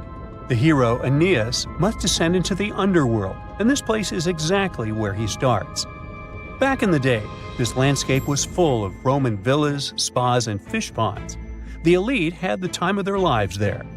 What they didn't know, though, was that they were standing on treacherous ground that could go crazy at any moment. The Campi Flegrei is not your typical volcano. You'd imagine a single towering peak, but the landscape looks deceivingly calm, with small features popping up here and there. But if you flew above it, the sight would be insane. A gigantic circular basin, peppered with volcanic cones and craters, like scars from the Earth's violent past. The danger here lies in its subtlety. The ground beneath your feet is constantly shifting, even when you don't notice it. Every so often, the land rises, only to sink again, sometimes by several feet, as magma or gas moves beneath the surface. It's incredibly creepy. The risk is almost invisible. The Campi Flegrei is a massive depression formed by two colossal volcanic eruptions. One of them was the one that cooked Neanderthals, and another happened 15,000 years ago. The most famous eruption, though, happened in the 16th century, and it was horrifying. The year was 1538. For years, the people of Paswali had noticed something unsettling. Land that once sat below the waves was slowly rising. What was once the sea had become new ground. Rumblings from deep within the earth were terrifying, but had become a normal part of life. Earthquakes started in the early 1530s, small at first, but in just 8 years, they became the norm. Until one day, on September 28th, horrifying tremors shook the ground. By the next evening, as the sun dipped below the horizon, a massive crack ripped open the earth near the ancient Roman town of Preparedness. From this gash spewed fire, smoke, and a rain of volcanic ash miles away. It was thick and muddy, likely mixed with underground water. The ground trembled as hot pumice rock was thrown high into the air. And then a new mountain began to rise from the land. This was the birth of what we now call Monte Nuovo. Eventually, things seemed to calm down, as if the earth was catching its breath. For days, things seemed quiet. Locals relaxed a bit. They began to approach the new mysterious volcano, a crater with something that resembled boiling within it. People visited it like a new attraction. But then, just days later, the disaster struck again. At night, without warning, a new mountain went wild. A blast from the southern flank hurled scoria, chunks of jagged volcanic rock, into the air. This one was fatal for 24 people. The debris found afterwards was huge and coarse. For centuries after, the only signs of life from the Monte Nuovo were small fumaroles, jets of gas seeping from the earth. But then, even those faded away. Now it's just a lush green cone, a pretty sleeping giant. But the ground near Naples, Italy, is still alive. The Campi Flegrei sits quietly for now, but it might not be for long. It's showing signs it might be waking up again. This supervolcano looks like a hellish landscape, with its boiling mud pits, geysers, and steam vents. Romans and medieval Christians once believed it was a gateway to the underworld, and who can blame them? What's spooky is that recently scientists detected unusual activity under the surface. In 2012, Italian authorities raised the alert level on the volcano from green to yellow, meaning that it needs close monitoring. There are certain changes that usually happen before an eruption. The magma below starts releasing gases, which could weaken the rock above, eventually triggering a disaster. Unfortunately, no one can predict exactly when or if it will erupt. But if it does, the consequences could range from a minor inconvenience for locals to a global catastrophe. Its last tiny eruption happened in the 16th century, and it wasn't too bad. But if history repeats itself, like it was with Neanderthals, we're all cooked. An eruption like that could lead to global cooling, crop failures, and widespread famine. Right now, a group of scientists is trying to get a clearer picture of what's happening beneath the surface. The Campi Flegrei Deep Drilling Project is working to drill a 10,000-foot borehole, hoping to check out the magma chamber up close. But at least for now, the supervolcano remains quiet, and let's hope it stays that way. Phew, you can finally send that last report for the day and breathe out. The weekend is around the corner. But just when you're about to hit send, you're alarmed by the low rumbling under your desk. Is it the light rail passing by? Unfortunately, that's not the case. It's a volcano speaking. What, here? In Arizona? That's right, the ground keeps shifting under Arizona, reminding us that Earth is alive. No panic though. Let's arm ourselves with some context. 20 American states have extinct, active, and dormant, currently sleeping, volcanoes. Among such states, you can find California, New Mexico, Nevada, Utah, and Colorado. On the bright side, Arizona's volcanoes are dormant at the moment, but it doesn't mean they won't go off in the near or not so near future. Now, how about traveling to Arizona to check the traces of its active volcanic past? They dot the desert landscapes of this state like spots dot a Dalmatian. There are entire volcanic fields southwest of Phoenix, east of Douglas, near Flagstaff, north of Kingman, and near the Mexico border. The most worrying thing about these fields is that even though they're not active at the moment, eruptions in this region might happen every 1,000 years or so. Well, the time seems to be up. The last powerful and destructive volcanic eruption occurred around 1,000 years ago at the Sunset Crater. Oh, this place is worth paying more attention to. And we will, but a bit later. First, we have to talk about hotspots. No, not that place where you can surf the web. In our volcanic context, a hotspot is a place where insane amounts of heat melt the overlying crust, Earth's thin outer layer, and form volcanoes. This heat rises from the mantle, which is located between our planet's dense, superheated core and the crust. Want to see an example of this type of volcanism? Welcome to the Hawaiian Islands. The Big Island has its active volcanoes because, at the moment, it's situated on top of the Hawaiian hotspot. The older Hawaiian Islands were once there too, but later they drifted off towards the northwest. It happened because that's where the oceanic crust on top of which they sat, namely the Pacific Plate, moved. Now, look at the world's ocean basins. Yes, they're literally dotted with islands that sit on top of hotspots, like Hawaii, Iceland, Samoa, the Galapagos. Those are probably the most famous examples.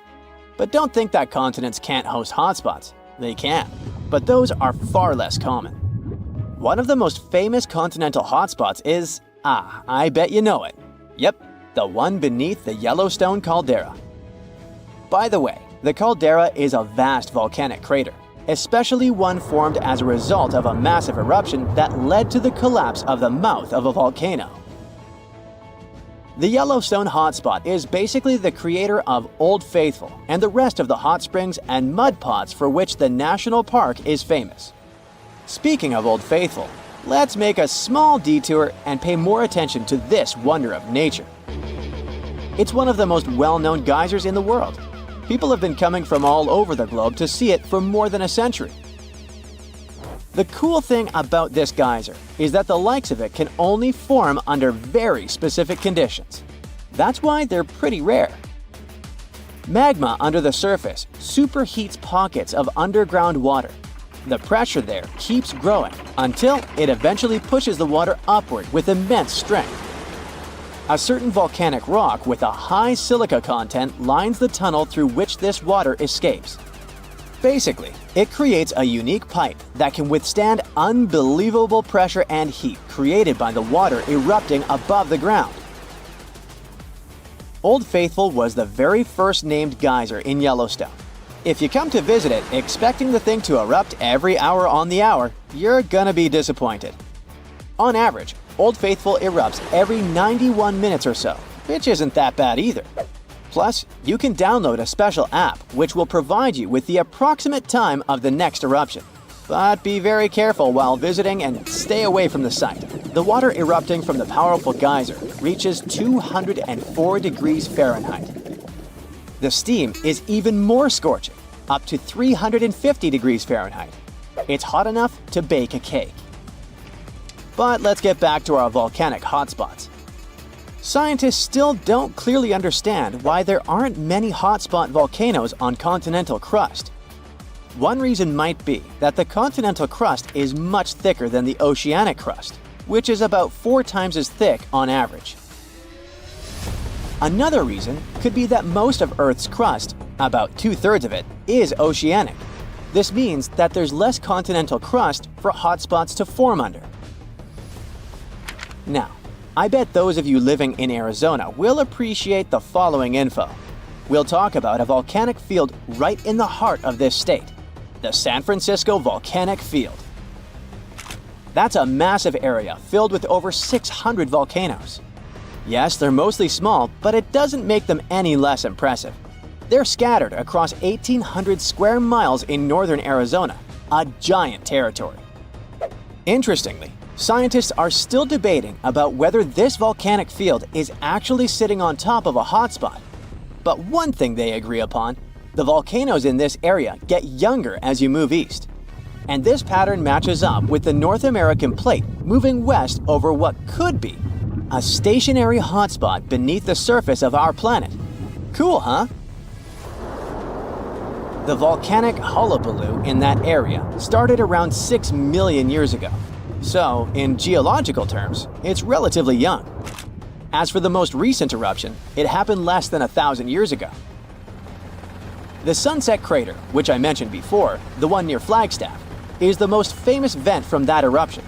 The Sinagua people had to leave their homes at Wupatki Pueblo because of the eruption. That site is now part of the Wupatki National Monument. There, you can see how people lived in this volcanic region many years ago. If you go to explore this area, you'll notice that most of the volcanoes there are basalt cinder cones, small and steep. The Colorado Plateau has quite dry weather conditions. That's why the volcanoes haven't worn down much. Some of the best examples of those cones, like this one, called the SP crater, still look like they appeared yesterday. But look around. It's not just cinder cones. The San Francisco Volcanic Field also has a stratovolcano, as well as some lava domes that formed from volcanic rocks with more silica than basalt you can find in places like Hawaii. It means they're thicker and don't flow as easily. Anyway, the stratovolcano is going to be one of the most epic sights you'll come across while exploring this volcanic field. Well, not the stratovolcano itself, but the San Francisco peaks, the remains of that giant formation. They stand tall at more than 12,600 feet. That's 4.5 Burj Khalifas placed on top of one another. It makes the peaks some of the biggest landmarks in northern Arizona. They're not only stunning, but also sacred to the Native American people who have lived in the area for many generations. Now, unlike those super active volcanoes in Hawaii, the San Francisco volcanic field takes its time, thousands of years between eruptions. But you shouldn't relax just yet. Geologists say another eruption is likely to happen one day. It will probably occur in the remote eastern part of the field, away from big towns. Phew! And if that next eruption is anything like the one that formed Sunset Crater, it would be quite the show. Lava fountains and rivers of lava flowing. At the same time, the next eruption might not happen for centuries, maybe even millennia. Until then, the San Francisco volcanic field will remain a hidden gem of volcanic history, waiting for its next fiery performance. When we think of active volcanoes, one region comes to mind: the Ring of Fire in the Pacific Ocean. 3/4 of Earth's volcanoes sit within this belt. Compare the area to Australia, which doesn't have any volcanic activity. The old continent of Europe is also calm, or at least we like to think so. Can you guess what the most active volcano in Europe is? If you thought of Mount Etna on the island of Sicily in Italy, you were right. The volcano has erupted about 200 times and has been far from sleeping in recent decades. The last time this happened was in August 2023. The highest mountain in the Mediterranean is 500 million years old. But in Iceland, there is a much younger volcano. It sprang into action on the 10th of July 2023. In the afternoon, 3 fissures appeared in the ground on a peninsula in the southwest of the island. This was at a base of a small mountain peak. Its name means Little Ram in the local language. The volcano spewed molten lava high into the air. There were also gas plumes in the area. But the scientific community wasn't surprised by the event. They already knew about the volcanic area that stretches between the cities of Reykjavik and Keflavik. Its name is hard to pronounce. Hey, I want to buy a vowel. It had already erupted during the previous 2 summers. This activity came after 8 centuries of dormancy. In the days leading up to the latest eruption, seismologists, the scientists who study earthquakes, recorded over 12,000 tremors. When the ground opened up in July, the fissures were over 1.5 miles long. The following morning, 2 of them closed. All the lava was now coming out of the last fissure. It grew into an elongated cone, the simplest shape of volcano we are all familiar with. The lava soon filled a large crater. It grew almost 100 feet tall during the first week, and it is still growing. On the night when the eruption started, lava spread out in all directions. Its cinders set ablaze the dry moss in the vicinity. Local authorities closed off the surrounding area. There were toxic gases from the volcanoes and smoke from the burning moss. Firefighters flocked to the area. After a week, they proclaimed the area safe. Visitors soon came to witness the birth of Europe's youngest volcano. This form of tourism is quite developed in Iceland. People come from all over the world to watch active volcanoes. The land of fire and ice is home to more than 130 volcanoes. Some 30 of them are active. Now, I know what you're thinking right now. Is volcano tourism safe? In Iceland, it is. The country's authorities research and constantly monitor all of the hotspots. The island is dotted with several dozen seismic stations. These help researchers accurately predict future eruptions, and emergency services are accustomed to these sorts of events. They can quickly cordon off danger zones. This is what happened in 2010. A volcano in the south of the island, the name of which everyone struggled to pronounce, erupted. It spewed out a plume of steam and ash that was 7 miles high. This wasn't a fun time to be an air traveler. Winds carried the enormous plume southeast toward northern Europe. Many countries closed their airspace for several days for safety reasons. The volcano erupted in March, but the Earth was shaking from January the same year, so seismologists knew that an eruption was approaching. When it comes to the continent's youngest volcano, the tourist infrastructure is already there. Visitors can leave their cars at a designated parking lot. Then they go on a 5-hour-long trek. This leads to a viewing deck. Tourists are so close to the epicenter that they can feel the heat haze from the crater. The sight is the most impressive at nighttime. Safety is never a concern. Scientists regularly chart out hazard maps that outline the borders of lava fields.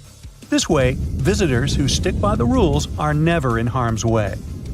More than a week after the eruption started, a section of the crater collapsed. Lava flowed downhill west of the volcano. This majestic smoldering hot river is slow-moving lava. Scientists categorize it as an AA type. The term is Hawaiian. It describes basaltic lava that has a rough and brittle surface. The flow is composed of broken lava blocks that are called clinkers. They fall off as the substance flows. This reveals red-hot areas. The cooler sections of lava are gray and black in color. When it moves forward, it produces a distinctive sound like shattering glass. Nearly a month after the eruption of the new volcano, we got aerial footage of an interesting phenomenon. A tornado formed directly over the lava flow. This occurs due to the high temperatures in the area. When the conditions are right, a column of heated air can easily turn into a mini tornado. Scientists observed a similar event happen during the 2018 eruption of Mount Kilauea in Hawaii. The lava fields of Europe's second-largest island tell the story of the creation of Iceland. It sits above the place where the North American and Eurasian plates meet each other. Tectonic plates are huge, rocky chunks of Earth's most outer layer. There are roughly 20 of them. They rest on a partially molten layer of rock. All the lava we see on the surface starts its journey here. You could say that these plates float on molten rock. Their boundaries are unstable, so when two plates grind past each other, they release tremendous amounts of energy. The formation of volcanoes is one result. These are places where the molten rock travels upward to the surface. Iceland began to form some 60 million years ago. The tectonic plates under the ocean drifted apart. Enough lava piled up on the surface to create solid ground. This ancient rock is under the waves today. As new lava reaches the surface and cools down, it pushes the old rock away from the center of the island. That's why the oldest parts of Iceland aren't 60, but only 16 million years old. The country's active lava fields are young in geological terms. Some of them are under 1,000 years old. Scientists consider the island a hot spot for volcanoes, pun intended. Nearly a third of the basaltic lava that reaches the Earth's surface in recorded history came from Icelandic eruptions. Fissure swarms, like the ones before the 2023 eruption, cover 30% of the Nordic country. For this reason, only a quarter of the island is inhabited. Norse Vikings were the first people to settle in Iceland at the beginning of the 10th century. Nature threw them a loud welcoming party. Just a few years after their arrival, they witnessed one of the greatest volcanic eruptions in history. Vikings came from a region without volcanoes, so they had no clue as to what was going on. Today, Icelanders are used to such events. This is good because their homeland is entering a new era of volcanic activity. Volcanologists suspect that recent events are an introduction to decades of more frequent eruptions. The peninsula that is home to Earth's youngest volcano is just 17 miles southwest of Iceland's capital city. It's been dormant for a long time. Present-day eruptions there are a reminder that the natural processes that created Iceland are still ongoing. Recently, scientists discovered that there's a historical link between volcanic eruptions in the north of Europe and glaciers. Our planet went through at least 5 major ice ages. These were exceptionally lengthy periods when the average temperature on Earth dropped. The result was the expansion of ice sheets across northern Europe and North America. The last ice age ended some 10,000 years ago. Researchers are still trying to fully understand how these glacial periods affected volcanic activity. They suspect that the sheer weight of all that ice disrupts the flow of magma underground. When glaciers retreat, the pressure is lifted. This makes it easier for lava to flow upward to the surface where it bursts.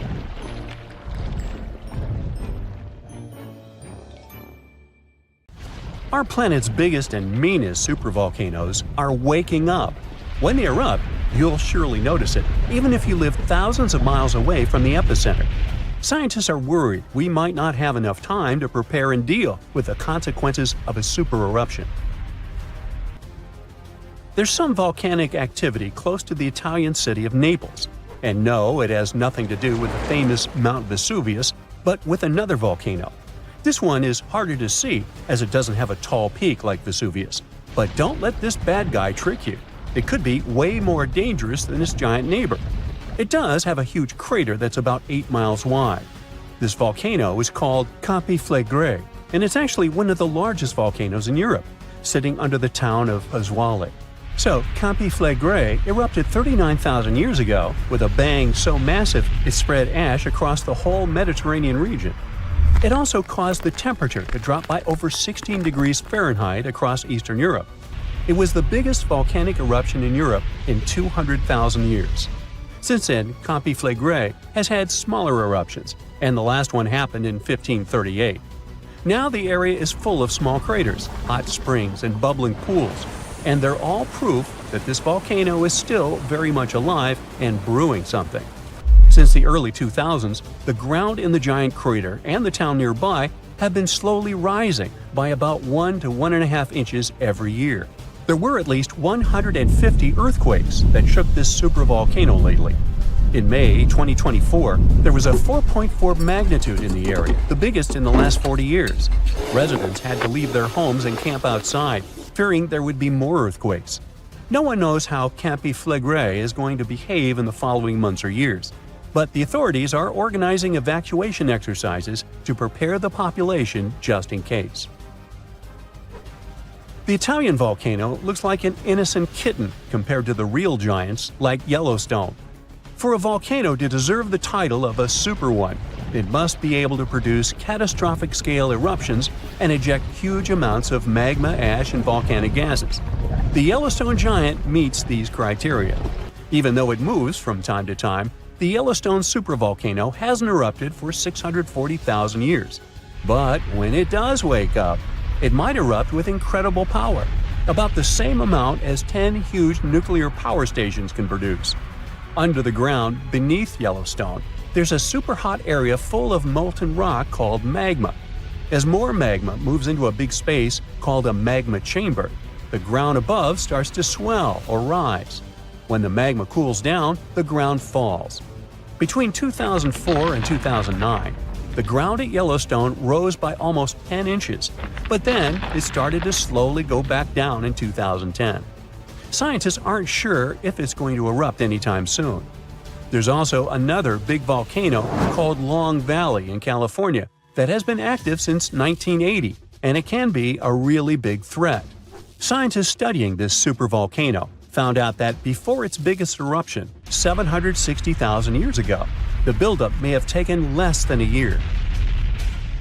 Now, that's bad news, because a supervolcano eruption can have a huge effect on the world, like the eruption of the Toba volcano in Sumatra around 74,000 years ago. It became the biggest volcanic eruption the Earth had seen in 28 million years.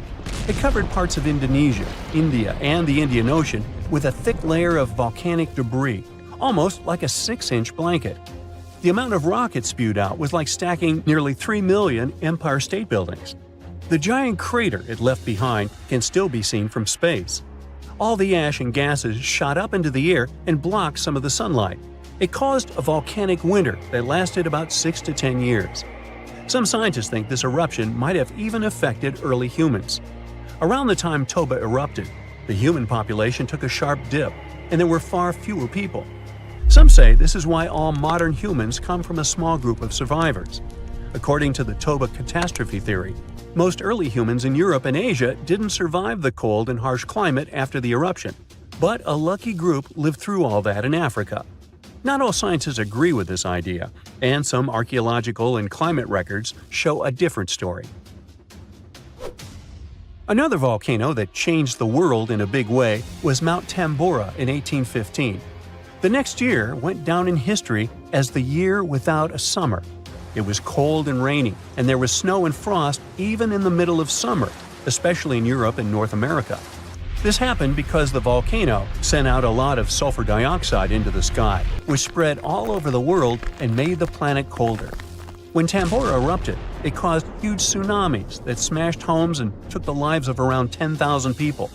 Afterward, about 80,000 more people passed away because of the consequences the eruption had caused in the world. The cold weather ruined crops, so food became really expensive. And because horses were the main way people traveled, the cost of oats that they ate went way up too. Some people even think this led to the invention of the bicycle in 1817 as a new way to get around.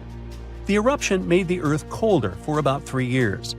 Now, even though the Tambora eruption was so powerful, Krakatoa, another volcano in Indonesia, stole the show when it erupted in 1883. It was just easier to spread information about it through telegrams and photos. Its final blast was the loudest recorded sound in history, and people could hear it on 10% of the entire Earth's surface. The eruption started a tsunami, with waves about half as tall as the Statue of Liberty. Now, if we only had 12 months to prepare for a supervolcano eruption, it would be really hard to store enough food and get ready. But don't panic just yet. Supervolcano eruptions are very rare, and the last one happened 26,500 years ago in New Zealand. Scientists think that a super eruption happens once every 100,000 years on average. But the sad part here is that the Earth doesn't follow a perfect timeline. There could be clusters of super eruptions with shorter gaps between them and then longer quiet periods. Since there have already been 2 super eruptions in the last 100,000 years, there's always a chance one could happen again sooner than we expect. Plus, although there are places like Yellowstone and Long Valley where we expect volcanoes to erupt, there are less obvious possible hotspots. In Chile, there's a volcano called Laguna del Maule that has erupted in the past and left behind a huge crater. Over the last 20 years, the ground there has been swelling really fast, rising up to almost 1 foot a year. Some people are worried that this could be a sign of a big eruption coming. But scientists say there's not enough magma yet to cause a super eruption. In Bolivia, the Jutarancu volcano is also acting up. It's part of a group of volcanoes that have caused super eruptions in the past. Since the 1960s, the ground around Jutarancu has been lifting, but the last eruption was 250,000 years ago. Even though the magma might be rising, it's not enough to worry about just yet. The chances of a super eruption happening during our lifetime are 1 in 1,400, which is pretty low, so you don't need to worry too much.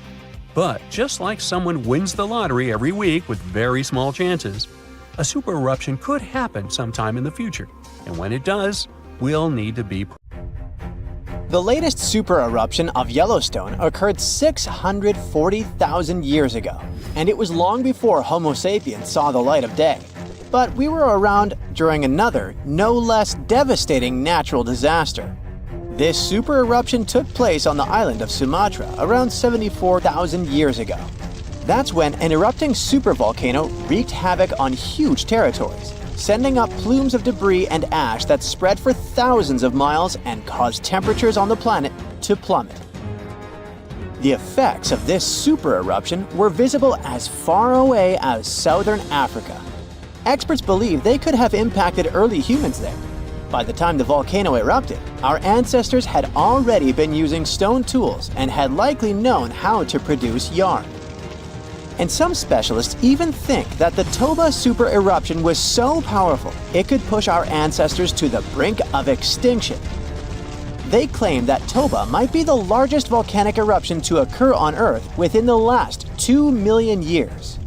The eruption disgorged so much pyroclastic rock it would be enough to cover the entire United States to the depth of a 1-story house. About a third of that deposit piled up on northern Sumatra, while a lot more ended up beneath the floor of the Indian Ocean. The super eruption left an elliptical crater lake around 60 miles long. The caldera is so large it's hard to feel that you're indeed in a volcano. Pumice deposits from the eruption remain in the canyon walls and go deep below the ground. There aren't many arguments about the amount of pumice and ash involved in this disaster. At the same time, experts aren't sure how much sulfur ended up in the atmosphere. Even some sulfur layers in the polar ice could be potential candidates, but so far, scientists haven't found any connection between them and Toba. let's get back to the dramatic impact the super eruption had on early humans. It turns out, some not only survived, but even thrived after this natural catastrophe, at least judging by the artifacts they made during and after the eruption. The disaster might not have posed a serious threat to those of our ancestors who took refuge along the coast. Genetic evidence hints that modern humans descend from a few thousand people that ventured out of Africa around 60,000 years ago. Why just a few thousand? According to some experts, the rest of our ancestors could have been devastated by the Toba eruption. After all, the supervolcano spewed out 1,000 cubic miles of dust and rock in a flash, leaving a scar in the ground that was dozens of miles wide.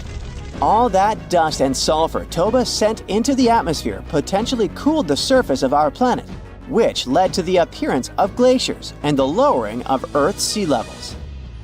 And since Toba might have had an important role in shaping humankind, scientists have been working hard trying to understand precisely how early humans reacted to this disaster. In 2011, several researchers found an enigmatic soil sample in South Africa's Pinnacle Point, an archaeological site overlooking the Indian Ocean. This sample contained some volcanic ash. After examining the layer, they found more than 400,000 artifacts left by early humans. Those ranged from heat-treated stone tools to signs of fire and animal bones. Based on this finding, the team suggested that early humans on the South African coast thrived after the eruption, living in that area for thousands of years and improving their tools. The region might have served as a refuge during and after the Toba eruption. A 2009 study suggested that the eruption could have lowered global temperatures by 14 degrees Fahrenheit. It would have made survival tough elsewhere in Africa. If there had been a volcanic winter, it wouldn't have been as cold along the coastline. On the other hand, newer studies claim that Toba spewed out so much sulfur into the atmosphere that the resulting aerosols could have stuck together, which would have limited their cooling effect in the long term. In other words, right after the eruption, temperatures would have plummeted, but only in some regions. And after 3 years or so, the effects of the eruptions would have calmed down altogether, becoming not dangerous to humans. Well, apparently, more research is needed. Meanwhile, let's figure out if we should watch out for any volcanoes these days. Last year, thousands of small earthquakes shook the ground near Iceland's Svartsengi geothermal power plant. Magma rose to the surface there, and now it has opened wide fractures slicing through the small town of Grindavik. The ground there is still swelling, and an eruption might happen with little notice. But of course, that's not all. Over the planet, 45 other volcanoes keep rumbling. For example, Italy's Vesuvius, that infamous thing that finished the city of Pompeii in 79 CE. Over the last 17,000 years, the volcano has experienced 8 explosive eruptions, followed by powerful pyroclastic flows, dense masses of super hot ash, lava fragments, and gases flowing at high speeds. The volcano's last eruption happened in 1944. Mount Rainier is one of the most dangerous volcanoes in the USA. Its high elevation, chemical composition, and proximity to Washington's Seattle and Tacoma suburbs, and the volcano's ability to produce massive pyroclastic flows make Mount Rainier a threat to consider. The heat from this volcano could potentially melt the ice and snow covering it, leading to rapid downstream flows of debris, mud, and rocks. The Novarupta volcano in Alaska's Katmai National Park and Reserve formed in a 1912 eruption, which was the world's largest in the 20th century. The volcano sent almost 7 cubic miles of ash and debris into the air. It also produced such a powerful ash flow that it created the Valley of 10,000 Smokes. Mount Pinatubo is located in a populated region in the Philippines. It became notorious after a 1991 massive eruption, which was the second largest eruption of the 20th century. More than 700 people lost their lives during that natural disaster. Today, more than 21 million people live within 62 miles of Pinatubo. Mount Agun, a continuously erupting volcano in Indonesia, had its last major eruption in 1963. It was one of the most tragic eruptions in the country's history. It lasted for 11 months, producing ashfall and pyroclastic flows that led to the loss of more than 1,000 lives and serious property damage. People saw ash plumes above the volcano throughout 2018, following the eruption in November 2017. Japan's Mount Fuji hasn't erupted since 1707. That year, a massive earthquake likely set it off. In 2014, experts warned that Fuji could be at risk of another eruption following the 9-magnitude earthquake that shook Japan in 2011. Experts believed the earthquake had raised pressure below Fuji. The eruption in 1707 sent so much ash and debris into the air that all this mass even reached Tokyo. Should Fuji erupt again, it would affect more than 25 million people in the surrounding areas. The eruption of Washington's Mount St. Helens in 1980 was one of the most destructive volcanic events in U.S. history. 57 people, as well as thousands of animals, lost their lives during that natural disaster. The eruption also destroyed around 200 square miles of forest. Experts think that Mount St. Helens' history of massive eruptions means that future catastrophes are bound to happen. The next explosive eruption might send large amounts of ash all over the Pacific Northwest. No wonder the volcano is under close monitoring. One of Indonesia's most active volcanoes, Mount Merapi, has been erupting for centuries. NASA claims that the biggest risk of this volcano is pyroclastic flows, which can spread over vast areas and harm loads of people. For the last time, Merapi erupted in January 2024, sending plumes of smoke into the air.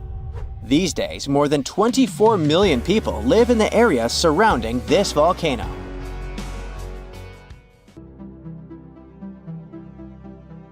Back in 2018, the biggest active underwater eruption ever happened, at least the one that we could officially record. Scientists followed earthquakes that struck the area in the western Indian Ocean off Madagascar. Between 2018 and 2021, over 11,000 earthquakes struck a small island called Mayan between Madagascar and Mozambique. The strongest one had a magnitude of 5.9. Until then, this area had been pretty peaceful. There had only been 2 earthquakes recorded over 50 years. Along with regular earthquakes, there were also some unusual seismic hums, like earthquakes at pretty low frequencies, forming deep underground.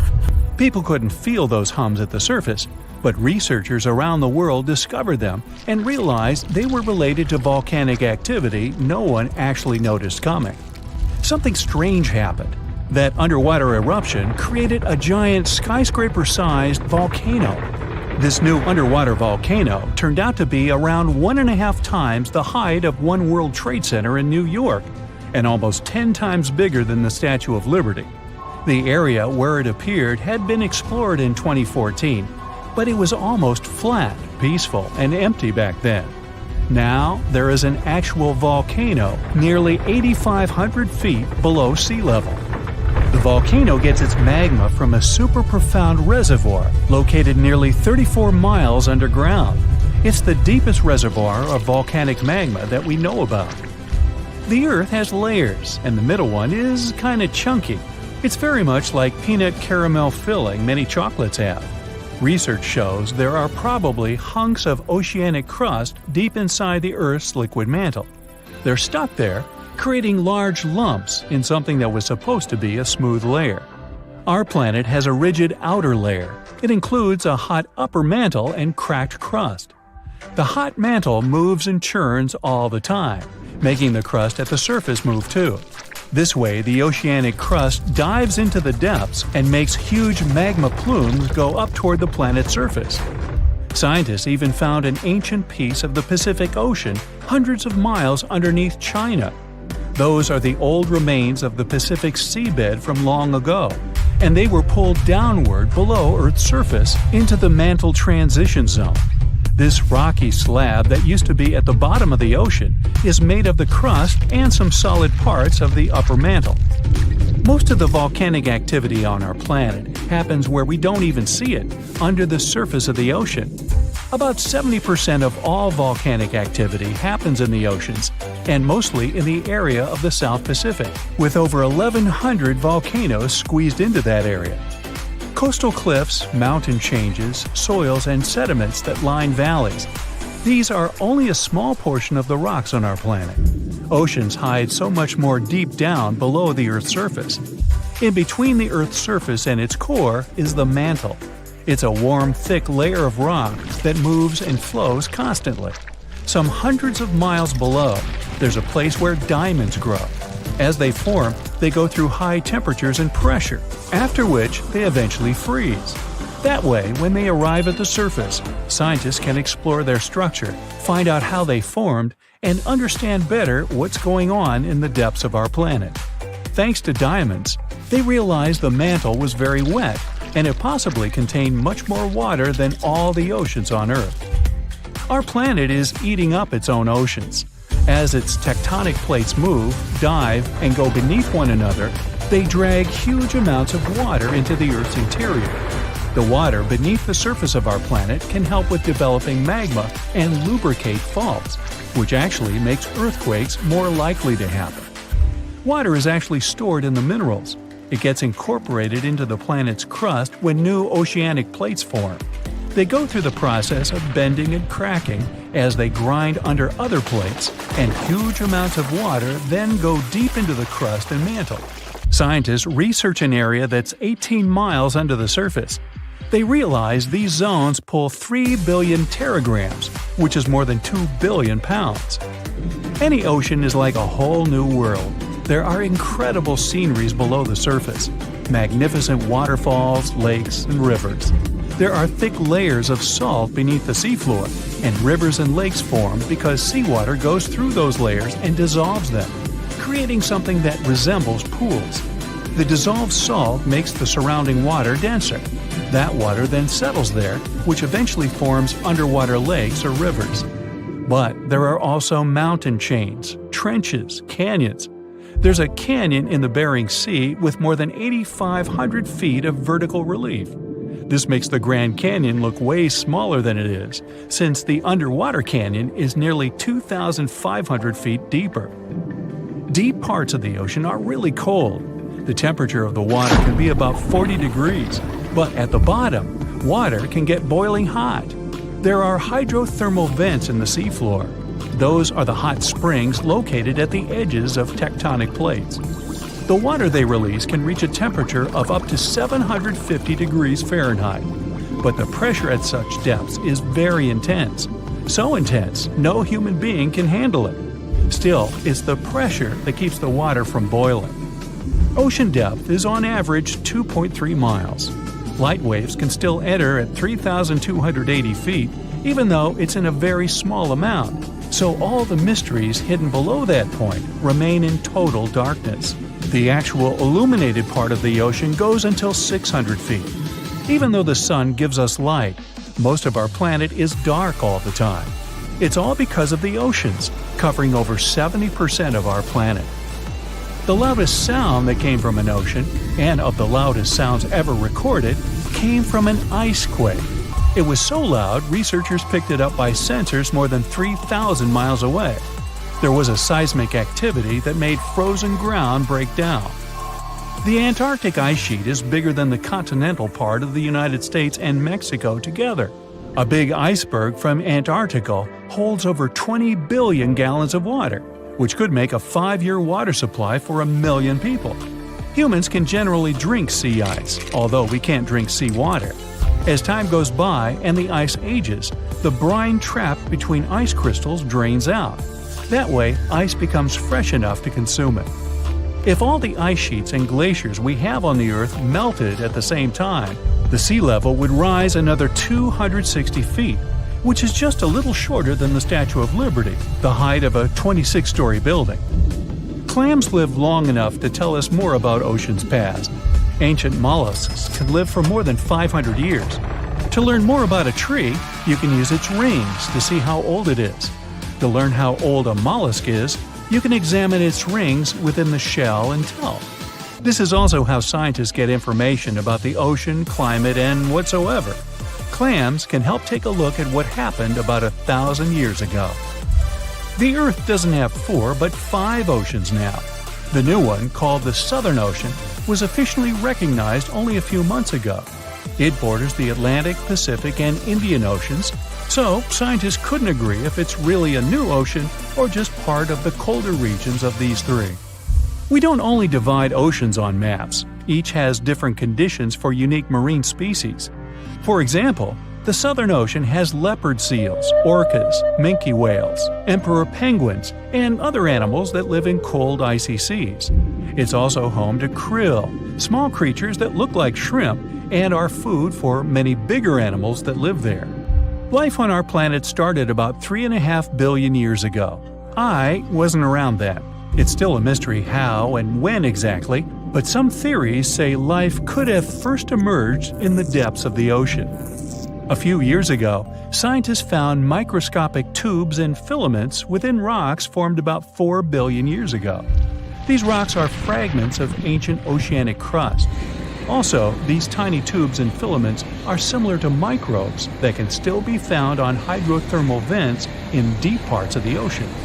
The idea is these living cells found conditions to stay alive in tiny rocky pores inside the chimneys of those vents, and started the amazing adventure of the evolution of life on our planet.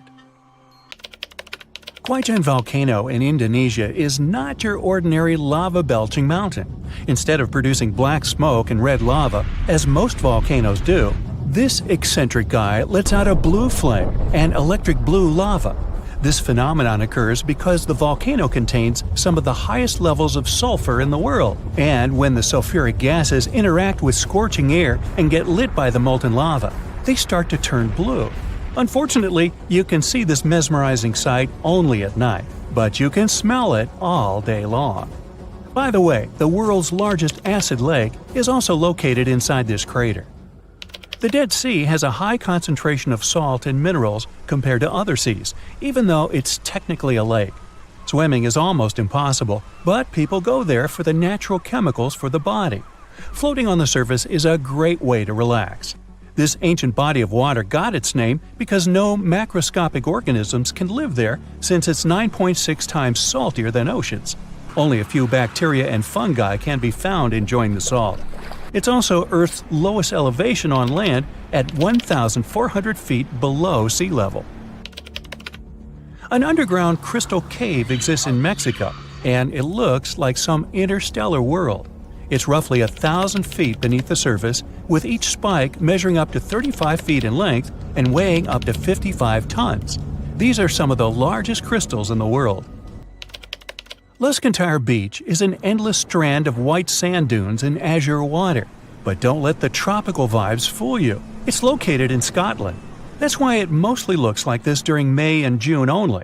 In December, the place gets only an average of 1 hour of sunshine per day, making it way more dramatic and monochrome. The Georgia Guidestones is a collection of giant stones in a star pattern. It has inscriptions in 8 languages, including Hindi, Chinese, and Swahili. It also has an astronomical calendar finished in 1980 and was built to last centuries. No one knows who built it or why. All the way over in sunny California is Sequoia National Park, home to the giant forest. It's been around for thousands of years. More than 8,000 of these colossal trees rule the land, including 10 of the largest living plants in the world. The General Sherman sequoia is estimated to be up to 2,700 years old and is recognized as the world's largest known living tree by volume. The famous stone heads of Easter Island have been around for hundreds of years. No one knows exactly why they were built. Some scientists think that local people believe the statues would make the soil more fertile. Soil analysis proved the heads did their job well. It's the best agricultural spot on the island. The chemical composition of the ancient hot springs in Pamukkale, Turkey, makes the water pouring over the edge look magical. They're not only good for cleansing your body, but the mind too. All the way in Saudi Arabia is a rock sliced perfectly in the middle with 2 pieces sitting parallel. What makes Al Nasla so unique is that it wasn't artificially done, but is a result of nature's work over the years. Now, this glacier may look like someone dropped tons of red paint in the middle of Antarctica, but it's actually the natural color. Blood Falls is a result of extreme salted water mixed with iron oxide, giving out this eerie vibe in the middle of nowhere. In early May 2018, New England observed one of the scariest and most dangerous phenomena ever, a super long-track tornado. The frightening natural phenomenon started not far from Charleston, New Hampshire, and traveled toward the town of Webster in Merrimack County. It took the tornado 33 minutes to cover 36 miles and become the third on the list of the longest track tornadoes in New England. In the Philippines, you can swim in some of the most crystal-clear waters and discover an underwater world below you in the province of Palawan. The municipality of Coron has white sandy beaches with many small boats riding through the many amazing sceneries. Tristan da Cunha is a small volcanic archipelago in the Atlantic, with the only neighboring cities of Buenos Aires, Argentina, and Cape Town, South Africa. It takes 7 days by ship to get to this unique place. If you want to escape from the rest of the world, staying with the 280 locals will make you feel like you're away from everything. During the first week of January 2018, unusually cold weather in the northeast United States froze the Atlantic Ocean in North Falmouth, Massachusetts. What's more, the ocean was frozen so thoroughly that people were walking on the waves. Now, that's obviously something you don't see every day. Red sand is what makes this beach unique and why tourists flock to Tianjin, China. A red-colored plant called a Sueda salsa dwells in the saltwater. The whole beach is covered in red, with only the top layer of the sea visible.